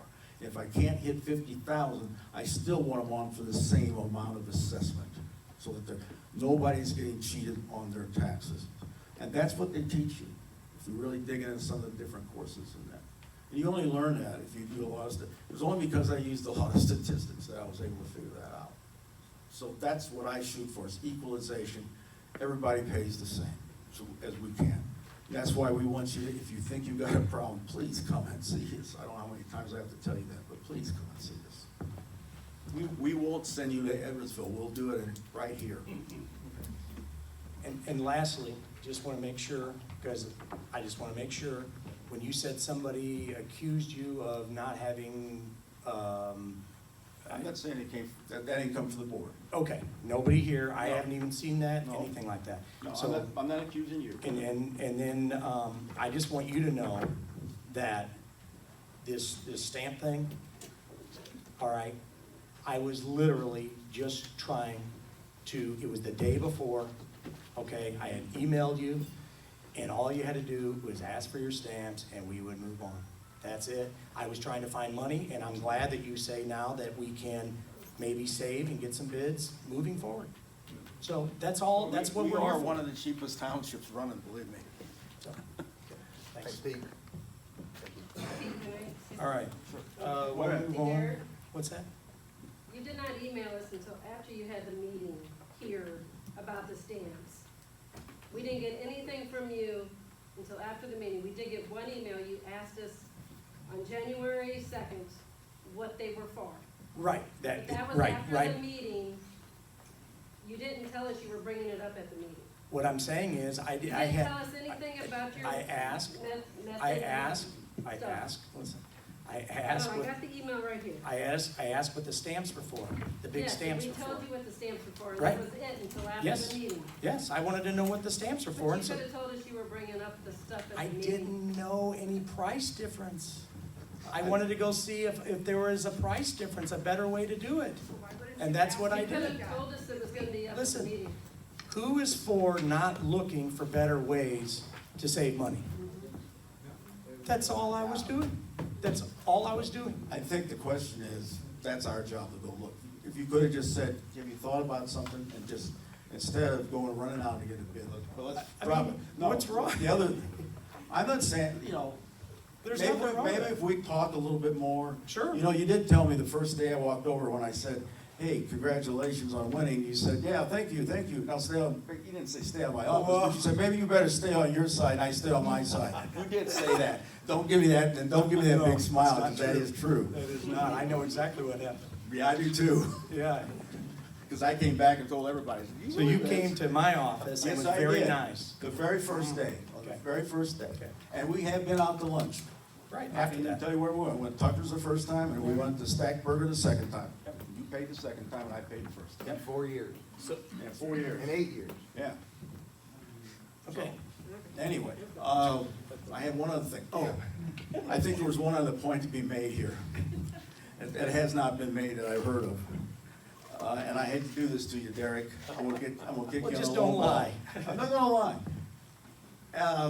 The big concern about tax stamps did not start on January the 2nd with Derek. It must, or I should say, it should start on January 2nd. Because on December the 17th, 2024, he signed the check for the stamps. Not true. I've got the check. I have it too. Listen. Yeah. Oh, okay. Packet. What I'm saying is, the check, where's Don at? Oh, there you are. Okay, Don. Get on up here, Don. No, don't put Don on the spot. No, Don's the one that cuts the check. Oh, no, we'll just get a copy of the check and bring him. You're the executive. Listen, Don got the request on December the 17th. We already looked at all this. December the 17th. The check was actually printed on December the 19th, okay? If you look on your calendar, then I signed them the week of Christmas, which was December the 23rd, okay? Then Don sends them out, okay? Don sends out the check. Then, why are we even talking about this? Then afterwards, the post office says, I guess that they're in, correct, Don? Tell me if I'm lying. Well, you're not lying, but I wasn't supposed to send it out. I made that mistake. Don, it's not your mistake at all. What- Can we what- move on, please? So all I'm saying is, listen, I found out about the stamps 2 days, before the meeting. That's it. I went and got an estimate. That's it. We're sitting here for 2 hours talking about that I tried to find ways to save money. Wow. Oh, one other thing, this has nothing to do with stamps either. But comment was made, I don't come to meetings here. I am not required to be at these meetings. If I'm on the agenda for something, I will be here. But other than that, I am not required to be at these meetings. We are required to send in a summary, or what you want to call a report. We send that in every month, and the board will verify that. That's all. Okay, yes. Moving on. Trustees. Let me jump in first. Go ahead, because it's gonna be I long. got a couple things. Businesses, balls, business plan, So, I was hoping for, maybe you got a little solar update. I did talk to Eric this week. Just wanna make sure that we're still on top of, the phase 2, submissions and everything and the paperwork that we're gonna have to do. If we have any updates on that, it'd be great. Last month I asked about, the impact on our direct energy, bill and consumption, and was curious if there's any new information that hopefully you can share. And then one other thing that I wanna clarify, because there's been a lot of talk out and about, the overnight warming locations. Going back to November 12th of 2024, the agenda for that evening was simply to have a discussion on the feasibility of possibly using the CSC. Absolutely. There was no proposed action brought forward, there was no draft proposal brought forward, and There has been several misstatements on social media and the airwaves that have claimed that there is a group that wants to convert this into an owl. Yeah. That was never the point. The point was to have an open discussion because several, at least two of us on this board were made aware when we happened to bump into Derek on Main Street in front of Fridays one day that he attended a meeting about the homelessness and the discussions that the city has been spearheading over the past year. And that was part of it that brought up. So I just want to clarify, that let's stick to the facts. The facts are the agenda was a discussion. There was no intent, nor proposal, no draft to actually move forward. So just wanted to make sure everybody is aware of that and on the record.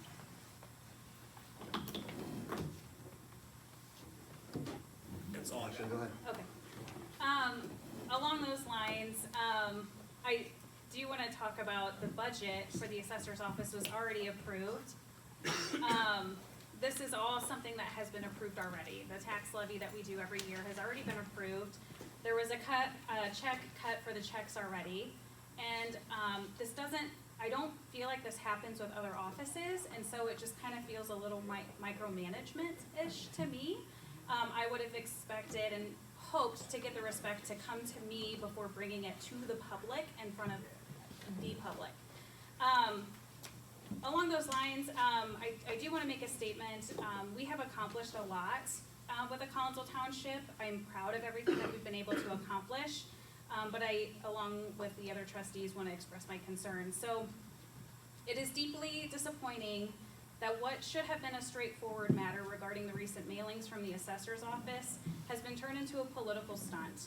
Rather than allowing the assessor the opportunity to present all relevant information before the board, certain members rushed to make public accusations based on incomplete facts. This led to the spread of misinformation throughout the community, creating unnecessary confusion and concern among residents. Along those lines, I was able to look at the county website myself and see that there were different due dates for different forms that are getting mailed out.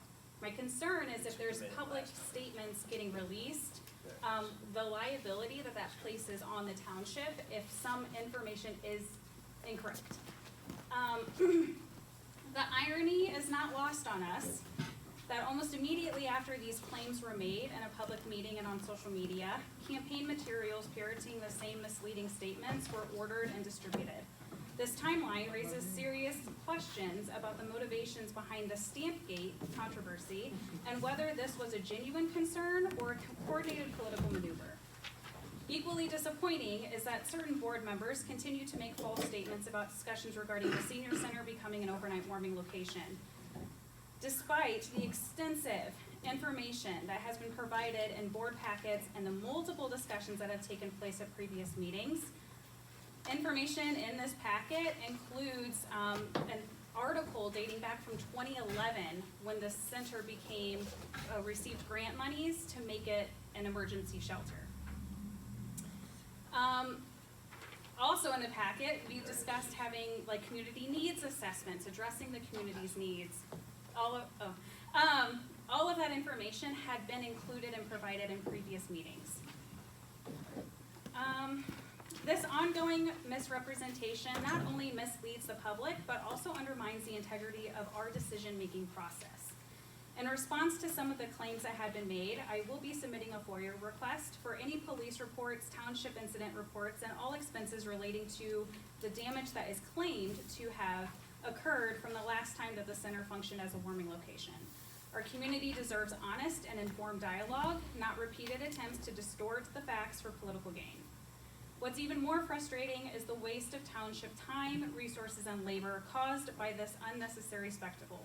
Staff had been burdened with responding to FOIA requests, media inquiries, and an influx of phone calls from residents simply trying to make sense of the misinformation that continues to be irresponsibly spread. Instead of focusing on meaningful service to our community, valuable time has been diverted to cleaning up a mess that should have never existed in the first place. I encourage all elected officials to remain committed to transparency, accountability, and good governance. Township business should be conducted in a way that prioritizes facts over political theater and responsible leadership over opportunistic tactics. Our residents deserve better. Right? No, I think I'll wait till after you're done. I think that's a good idea. Cool. I'm gonna be a bit. Sorry guys, I'm gonna get these passed out. Thank you.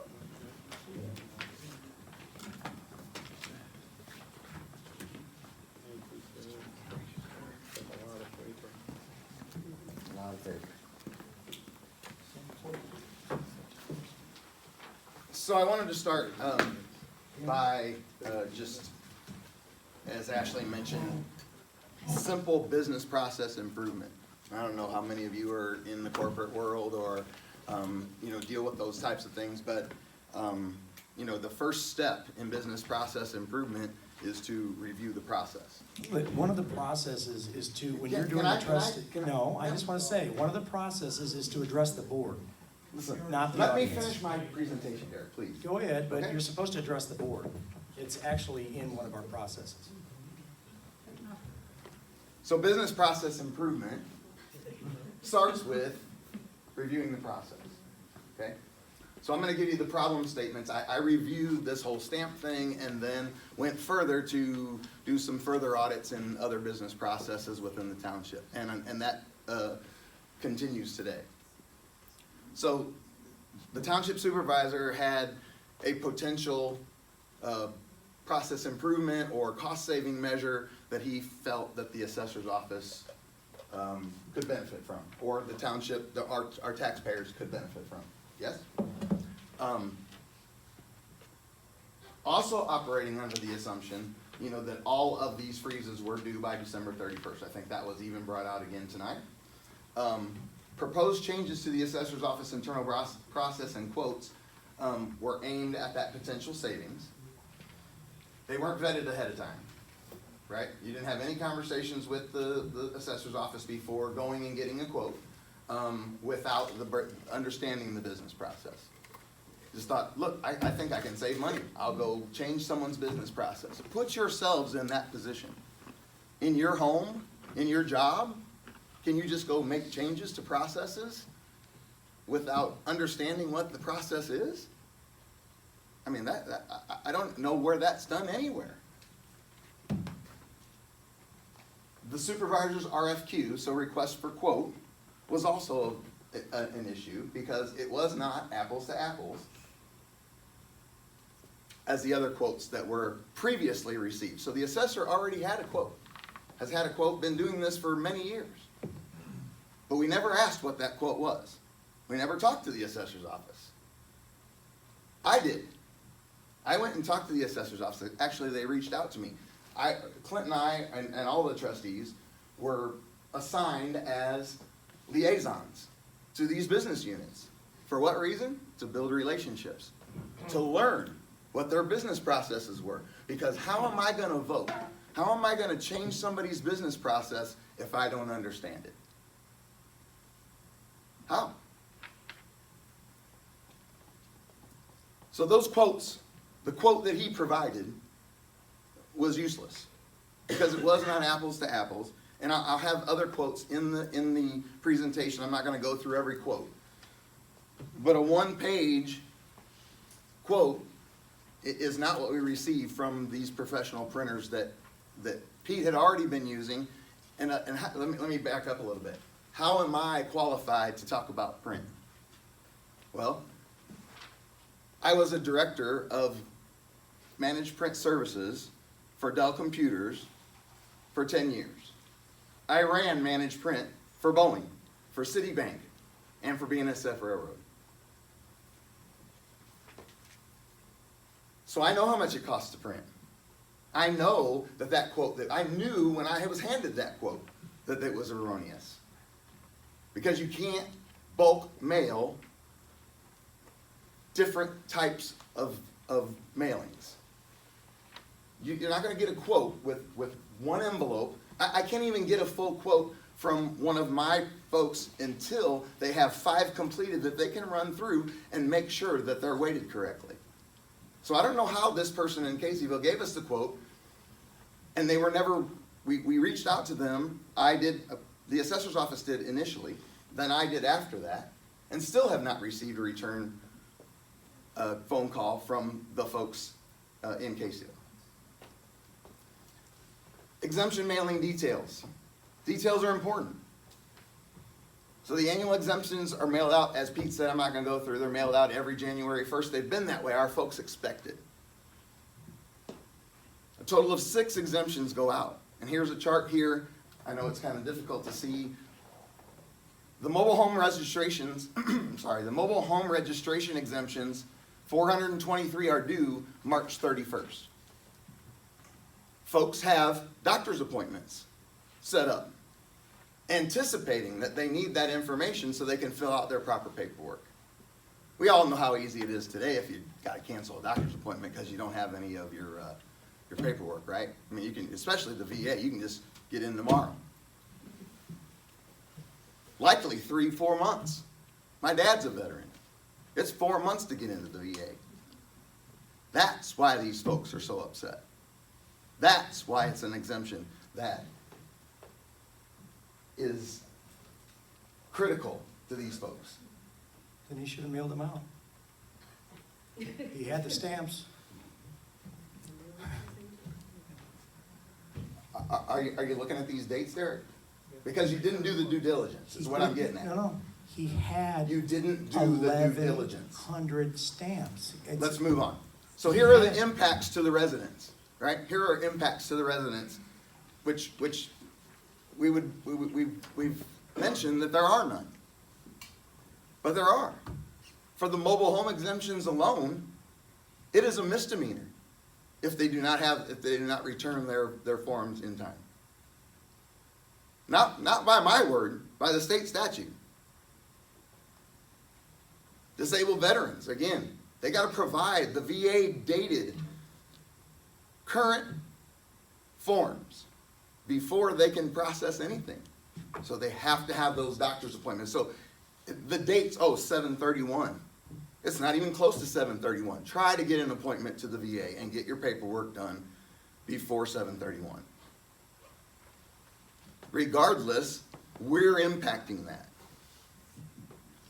And again, for the assessor's office, increased traffic, the customers are our customers, our seniors that we care so much about, that we put on that pedestal every time we talk.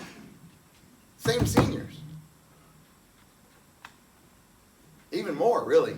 Even more seniors, because I'll give you the details in a further slide, but who are we reaching right now? Are we reaching all the seniors? Can we measure that? We'll talk about that in a bit. These are the future state quotes. So the assessor's office there, data unlimited, mailing methods, SBPI printing, which is one of the folks that I use to manage print, and then cost less printing. I did talk to MOW as well. If you look at cost less and MOW, they won't even do the work. It's more expensive. They're going to have to subcontract. They only do the printing. They will subcontract out everything else, which we increase in our cost. So Jim he didn't want to do it.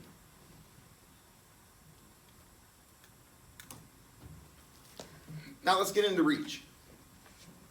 Who are we reaching? Who are our customers in the Collinsville Township? Which of those customers?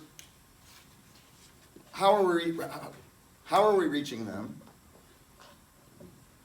And would you rate that? I'm asking you after this. Would you rate it as a failure or a success? We have several senior facilities in Collinsville. Woodland Towers, Addington Place, Villas at Hollybrook, Evercare, and then Cambridge in Maryville. How many of those seniors are we reaching? Derek? Are you wanting me to go back and forth? No. So as I mentioned, I started looking at all of our printing, not just the assessor's office. How are we printing everywhere? What are we spending money printing on? So we have a senior mailer that goes out specifically for the Collinsville Senior Center, just for here. And I'll bring up the copy of the print ad in just a moment, but I want to talk through some of the details. We spend $410 a month on a targeted print ad to the seniors at the CSC. $410 a month. It is typically the same print over and over. A $4 coupon is included for the Collinsville Senior Center lunch. Well, lunch is already $4. So, do we need a coupon? I don't know. What's the reach? Well, I did some investigating. The reach is, I asked what our target demographic was for that mailer to our vendor. The target demographic is 18,000 homes in Collinsville, Maryville, St. Jacob, and Troy. The low income to qualify for that mailer is $45,000 a year. I don't know about you, but most seniors on Social Security are barely over 22,000. So, is it reaching the folks that it needs to reach? I don't have the metrics because our vendor couldn't provide them, but I don't believe that it is. I don't know many seniors who are in need of these services that make over $45,000 a year. That's certainly not the top of who we're trying to reach. Want me to mention anything? No. Say anything? No, I sure don't. Of course you don't.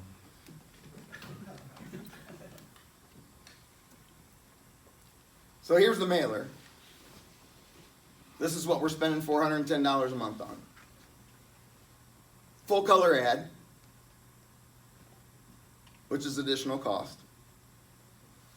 Target demographic and reach, according to my calculations, less than 2% of the senior population we're reaching with this mailer. Again, I mentioned advertising costs, $4 for a coupon, it's already $4 to eat here. What's that yellow thing on there? I don't know. Read it. Craft classes? No, it says, we're doing, no, it's a big yellow thing, and at least this month. It changes each month, Matt. So this month, we're doing free taxes, okay? For all seniors. Doesn't matter. Where's what the you- mailer targeted, Derek? I'm talking about where this reaches right now. Okay, just real quick. What I'm saying is 90% of that mailer goes to township homes, okay? It doesn't. Yes, it does. You can ask Bob Yurg. I just talked to Bob. That's where this information came from. Yeah, I understand that. My point is this. If you've had a problem with it, then why did you? I just learned about it. Why did you? Just learned. Well, why in the world? Don't you look at the bills every month? I do. They're in the bills, then why didn't you bring it up? Why you bring it up a month before the election? If you're That's talking not- about saving money, Derek, this is waste. No, it's not. This is not waste. And I can tell you why. Okay, tell me why. We are completely booked. Look at the senior center. 300 seniors out of 6,000, Derek. That's not true. That's not true, Matt. It's another lie. Okay. What I'm saying is. I got some metrics coming up if you want to Go see ahead. them. Okay. How are we reaching the other 98%, Derek? You got 300. That's a I'm lie. giving you 300. It's the same 100 seniors that come through this door every week. Same 100. We have new faces. I believe Wayne's still here. We have new faces always come in, and they bring that ad with them, okay? So I know you don't like this place because we've done so well. Yeah, that's But right. I'm sorry. That's right, Derek. Well, it's obvious. I'm the one up here serving food. I'm the one up here, yeah, while you're DJing and playing skee ball. That's the whole problem here, right? The purpose, the business of the township is neglect. It needs to be. It is. Oh, we're gonna keep going. We're gonna keep going because the taxes on our parking lot are delinquent. Since July. No, here's your packet, buddy. Here's your packet. Delinquent taxes. Delinquent taxes. Delinquent taxes. You could listen to their business all night. He doesn't understand that the government doesn't pay taxes. We have an outstanding tax bill. I went there last year and cleared it all up with. Hey, well, it's not still clear. Look at your packet, buddy. Okay. No, I can promise you. Go ahead. Where's the folder at? As of 4:20 PM this afternoon, delinquent tax bill for $634 from the county. It's in your packet. Okay. Explain it. I've just explained it, okay? We don't pay taxes. No, Okay. the township, it's like the city, they don't pay property tax either, okay? It is the government thing, when we bought that lot, this is a internal, process up there. When I went and talked to them, because I got the same thing last year, filled out all the paperwork, then they sent me a form, said, you're good. And yes. These are 23 Listen. payable and 24 taxes. Listen, I got the same paperwork, went and talked to them, they said, we'll figure it out, we don't know why this is not showing up as the township, we'll figure it out. I'm just telling you, so, whatever. As of today, there's a $634. Okay. Well, I can assure everybody that the township is not going to be paying the property tax. Matt, I can help out with that if you Sure, want me to. absolutely. Okay. Listen, no. This is supposed to be the trustees' thing. It's, From the assessor's office. So, do you have that other thing? All right, so. point of order. Listen, this is the trustees' comment, okay? This is not, you can't just call anybody and start back and forth. I mean, I might call, that's not the way it's gonna He be. didn't call me, I offered. Right. What's that? Call people all the time. It's Hey, my- Don, why don't you tell me about this? Hey, so-and-so, why don't you back me up here? Listen. I'm gonna, Mr. Attorney, please. The bylaws grant the supervisor the authority to recognize members of the But I audience. do have a question as being an employee of the assessor, dealing with the property taxes. Whenever we were brought this attention, Listen, you could have came when you had comments, you could come to me before the meeting. The same thing that you're accusing me of doing, you guys are doing, okay? You're the exact same thing. You're sitting there saying, well, I should have told him one day before I had it. This whole thing, again, I got an estimate, a simple estimate. I didn't even know what he was doing. I thought But he you was sending didn't out look at the letters. business process. That is my Listen. whole problem. It is not a big deal. It is. It is not. He had his stamps the You next don't day. change business processes the whole point is relationship, Derek. You don't have one. Listen, You you don't are have a right. relationship with them. You haven't had one in 8 years, and you make excuses constantly that you're afraid or whatever. Meanwhile, you just said you have no problem with them. What do I do? Bring it down, would you? Right? Listen, Continuing on. right, I mean, Right. I don't know. Okay, so I'll go on through to programs in decline then. So our food box program, our food box program went from 75 boxes down to 65. And I have a 3.5 years, that process has not been visited. It only became in the forefront because I uncovered that we were even doing it. It was never brought to us, it's never advertised. There are no advertisements about general assistance in our advertising. Not on our Facebook, very few. There's a couple about Empty Bowl, one or two here. If you look at like Cunningham Township, everything about their general assistance programs, their license plate sticker renewals, everything runs through there. We don't communicate or try to reach anybody outside of the 200 people, and I'll give you 300. The 300 people that walk through this door. Those are the seniors that you're concerned about, not the rest of the 6,000. How are you reaching the other ones there? I'm open to that.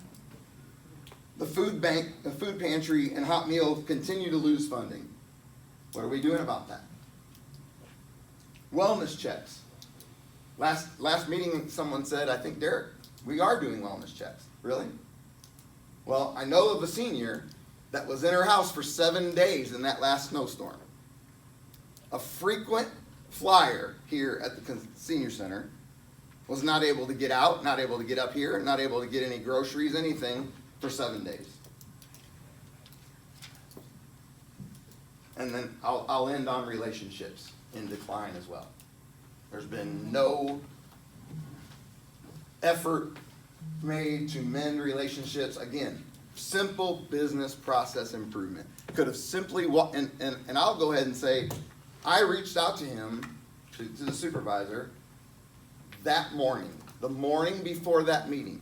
As I'm the liaison, Clint is the liaison between the roads department and the assessor's office, have been since day one. Simple 5-minute conversation to learn what that business process was, to understand that you can't make changes that way, and figure out how we can do it better moving forward. That's how you do it. I'll go ahead and close on that. Thank you. All right. Brad, you had some comments. I wanted to, this whole thing with the overnight warming location, and why haven't we opened it? There's a few people asking questions about this grant from, where was that, 2009? That bought the generator?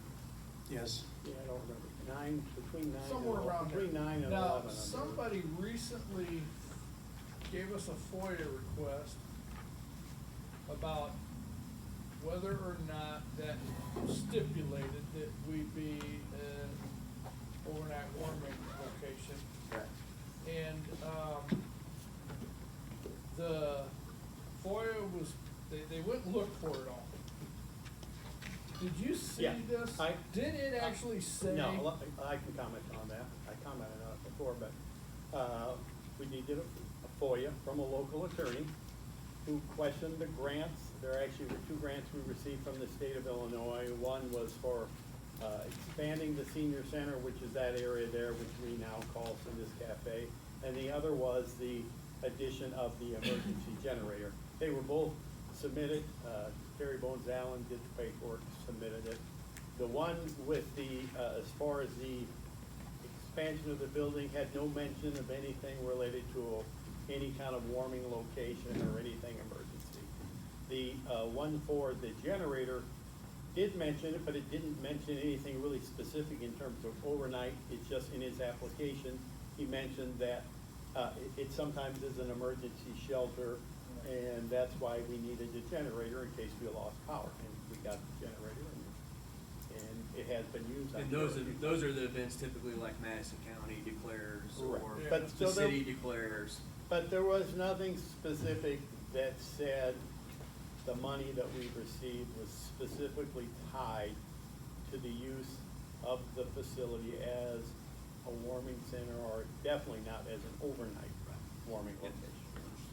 But it did say emergency shelter.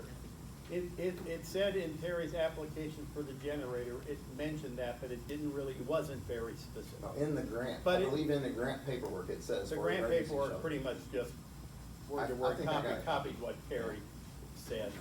And it mentioned other things as well, not just emergency Well- shelter. It mentioned other things, activities that were going on, that if they lost power, we needed a I generator. think my point of the point of my question is to establish that, so way back when, if we were supposed to be an overnight warming location, the ball got dropped then, We were never. and we never were, right? No. Okay. If it was intended in the grant and it was not done, all right, well, that wasn't anybody on this board that messed that up. But the one step further is now, here we are, if we wanted to be an overnight warming location, 2 things have to happen. One will pass without a problem. Occupancy and fire safety and all that, I'm sure we'll pass that. But then they have to have a public hearing, they have to announce that there's gonna be a public hearing. And if more people come and complain, I would say there's more than 2. The first step would be us. well, I called Derek Even. Jackson yesterday No, morning. I and mean, the asked first him. step would be this board or any board. I get it, you're right, you're Yeah. right. But even if we said we wanted to be one, we still have to get Yeah, there's a process. that, and like Derek said yesterday, what is the chances that more people would side with having the senior center be the owl compared to the people who will protest against that. No, I understand the So- conversation. That's why I wanted to clarify Why do we earlier. go through that- all? That's why I wanted to clarify went and earlier. looked with for the another building, discussion. I found a building that the people agreed to work with us, and people down the street from us Yeah, we can't have use- already said it's going nowhere. Does everybody understand now why we don't have an owl in Collinsville? It's not this board's fault. It's not this board's fault. I mean, I would argue if we wanted to make it happen, we could make it happen. We would have to go through some hurdles. We would have to make some accommodations. It's been a warming location before. When the building was closed to Sure. all other activities. Sure, and the That other was owl the only time. locations have activities during But the they day. are churches and they can, get their license, or they don't have to be licensed, we have to be licensed. And this building, I'm fairly sure, is not gonna pass that licensing process because there will be protesters, way more protesters. We had 200 people sign a petition, said, not at the senior center. How many people are gonna stand up for it? I think more than what you realize. Well, And I that may also be wanna true. say, the But seniors do- that signed the petition did not have all of the correct information. Well- We didn't provide that to them. All of this was based on us having a conversation. Yeah, I know. And we are responsible for the people who come to us and ask questions. It's February. Yep. We still don't have anything in town. People are asking questions. And so that's part of our job. I have not brought this back up again, but it's resurfacing itself Well, it's- online. Yeah, It's brought up every day on your Facebook and on Matt's Facebook. yeah. We're responding to people's questions and Absolutely. answers. No, these are posts. These are posts Yeah. made by you and Matt. Don't I have act one like right you're here. not part of Yeah, it. I did share the food pantry's post Yeah. that this was at one point used as an overnight warming location, Yes. 2 nights without incident. That's my only point. Okay, here's my point. The post, I snapped it before you blocked me, before I could actually tell people or It's say. on or my comment. personal I page. understand that. What I'm saying is this, be aware and share. Yeah. The Collinsville Senior Center was used before as an owl, not just during COVID, as you can see by the date posted. Yeah.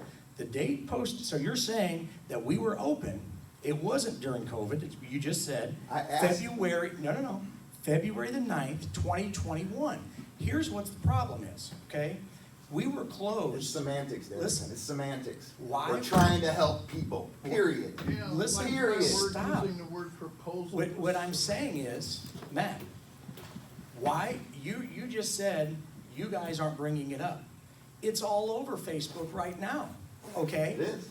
This is, she was at the meeting, this was invited by the city of Collinsville. Jim was at the meeting. 3.5 years, Okay. Derek, you never told us Listen, about it. 3.5 years. Well, yes, I did. You don't read the reports. So what I'm saying is, it is my duty as the township supervisor, and I'm proud that now the township, I go to chamber meetings, I go to city meetings. Me and the city manager, we have a great How's your relationship. relationship with the food bank? Listen, it's really good. She came in here and ate the other day, okay? We're having their biggest fundraiser of the year coming up. So I sure hope it's pretty good, okay, that I work my butt off on. My point is, this, especially from an elected official, it's not right, because here's what happens, just so you understand. This was shared on multiple spots, and not what you said, but just this. And then people are commenting, I'm glad to see that Collinsville Senior Center is now an overnight warming center. What happens when somebody shows up at the door thinking that this is going to be the place, okay? That's not funny, okay? Semantics, Derek, semantics. So Brad, to your point though, to put this to bed, in 2010-ish, okay, we received a grant for a generator. In that grant, it never said overnight warming location at all. Emergency shelter. Okay, if if it did say we needed to be an overnight warming location, then in 2011, 12, 13, 14, 15, 16, 17, 18, 19, 20, 10 years, the old regime didn't do it right then, I guess. It became an overnight warming center when the building was completely closed for over a year. All right, I have videos to prove it, and you should know because you were running for trustee. What's the difference? All What, of what does that matter? you just posted It that we was weren't. used in So, the past. here's What the- is the difference diff- of using it again? Perfect. Here's the difference. The difference is now that this place is alive, and I don't understand why you have such a problem with this. So the senior, let me just ask one question, right? I mean, one question.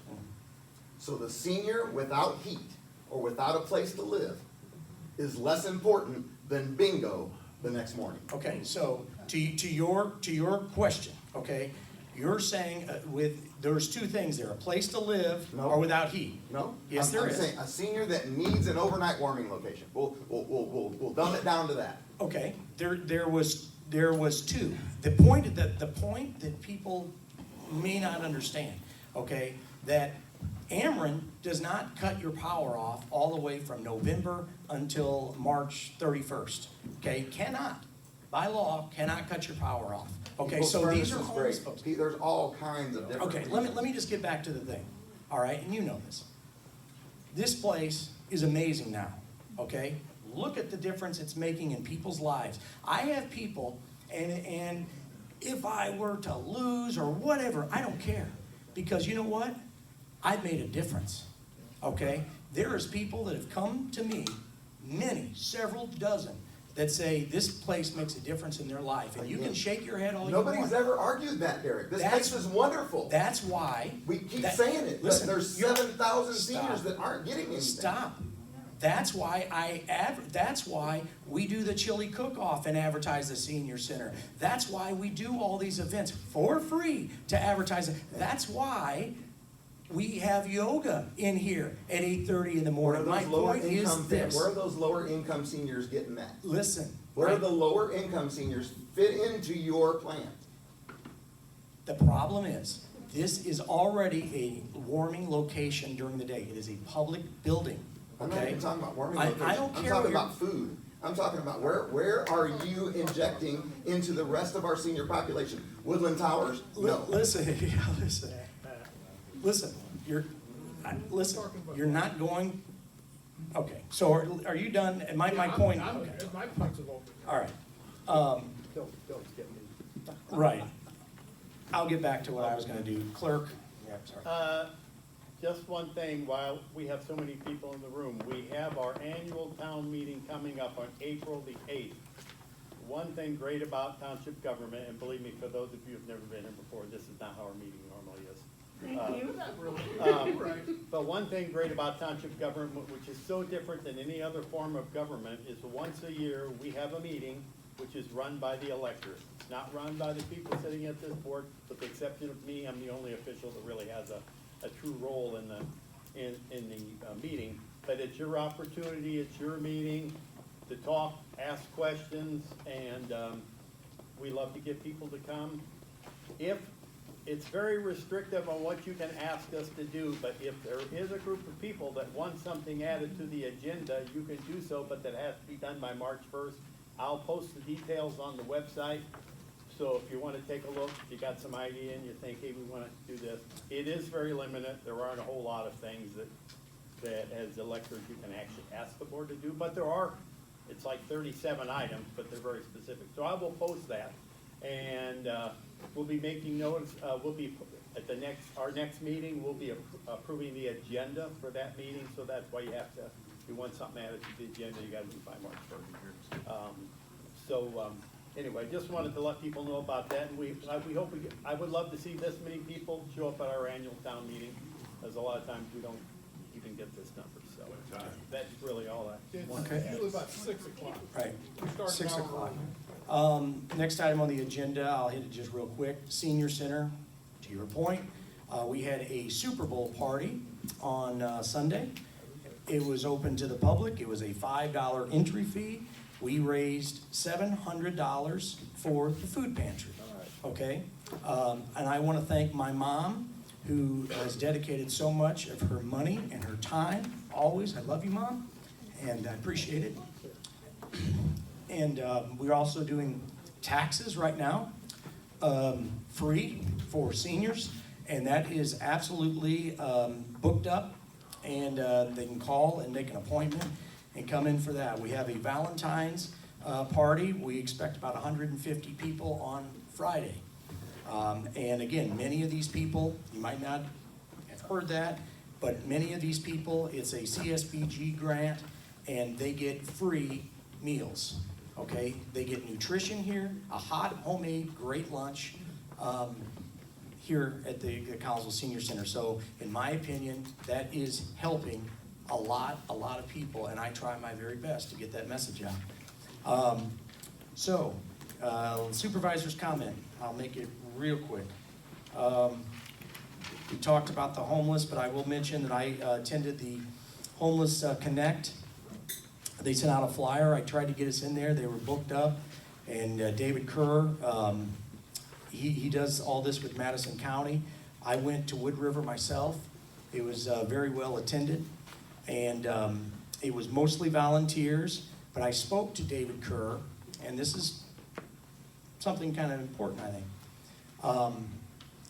They do a walkthrough of towns in Madison County, and they have a big group, okay? And they'll do it probably about 5-6 times a year and find out how many homeless each town has so they know what the needs are. Over the summer, it was well over 40 in Collinsville. The last one they did, we had 2 homeless in Collinsville. You're talking about the Okay. canvassing, right? I'm talking about, yes, they canvassed. We had 2. So, again, we're not against OWL. We just think that this is a great place that already is serving a purpose. The city also said it's not the place. You guys heard it at the meeting. And so we're not against it. But David told me, and I also have a report. There was a committee, not by me, but by the city of folks. I have the report, and it says that they recommend that we do not have an OWL. Okay? I want you guys to know that. All right? So I don't think it's fair to play politics to use against the senior center, okay? So that's where we're at. We're at 2 homeless right now. So was They it a find local place. committee or a county committee? Like, This was a local committee. Local committee. who said that, because that's the exact opposite information I That received they- from the meetings that I've attended, and the city manager said. Which meetings you attended? The homelessness coalition meetings, like the countywide, and also, because we were all at a meeting with David Kerr as well. So that No, is this the is complete opposite of no, what the city council put together a committee. I was not on that committee. They put together their own committee, and then they submitted a report. Collinsville City. The city of Will you Collinsville. share that report too? Extension of what we went to. Yes, Can you email it? I'll ask the author to make sure that he's good with that. So, also,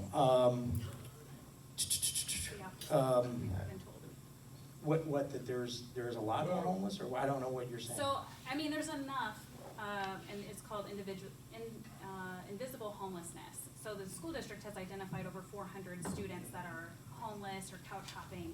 So, Living in cars. any friends' city or houses, county whatever. meeting that I have attended, the need has always been there. So, I'm just telling you, I had nothing to do with the report. The report was sent to me, and I'll ask the author if he was, okay? So, lastly, 1, 2, 3, okay. Just real quick, because I had to listen to all that. Matt, there's 3 things that you have stated here at this table that were outright lies. Okay? So one thing you were stating was about the food boxes. And I have a food box report here, okay, for everybody to have. All right, this is from Kelly. And in my supervisor's report, you will see, and just so everybody can understand, I've got so many papers going on here. Shit. basically, the food box program was going on when I started. I was asked to stop the food box program because there wasn't much of a need, is what I was told, okay? By the office manager and, at that time, the senior director, because a lot of food boxes just weren't getting picked up. I talked to the St. Louis Food Bank, and I said, no, I do not want to end that program. I'd like to start it again, and let's see if we can reach out to these folks and see what the need is. So we continued that program. We've continued it the entire time. It cost our taxpayers nothing. So that program's been going on.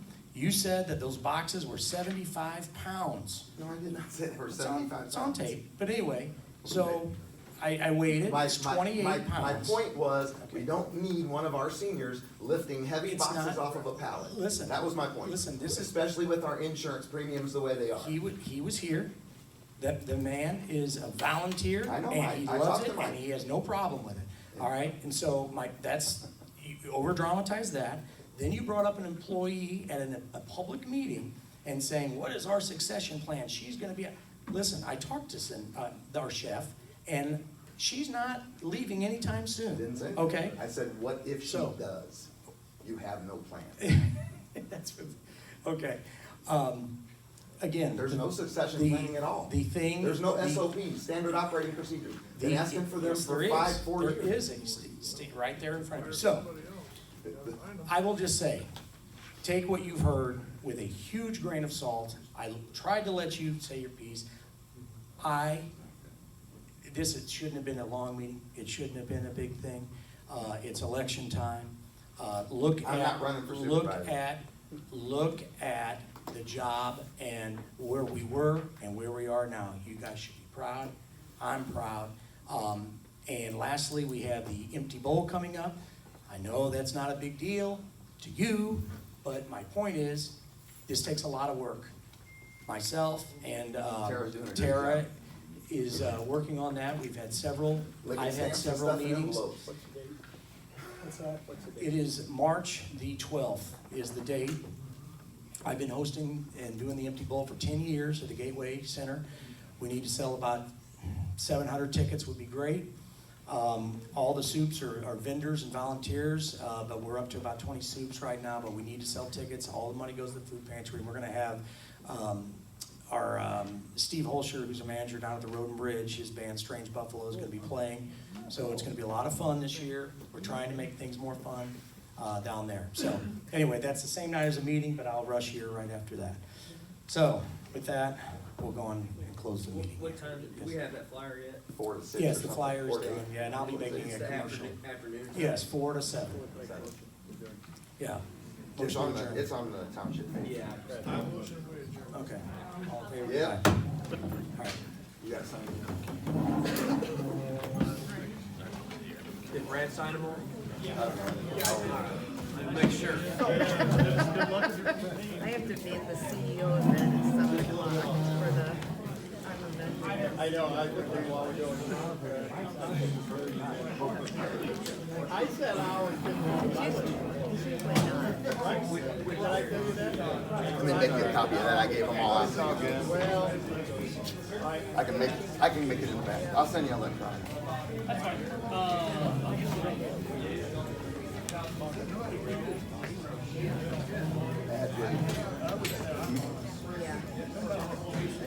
I can make it for you right now. I'll go walk back there and grab it.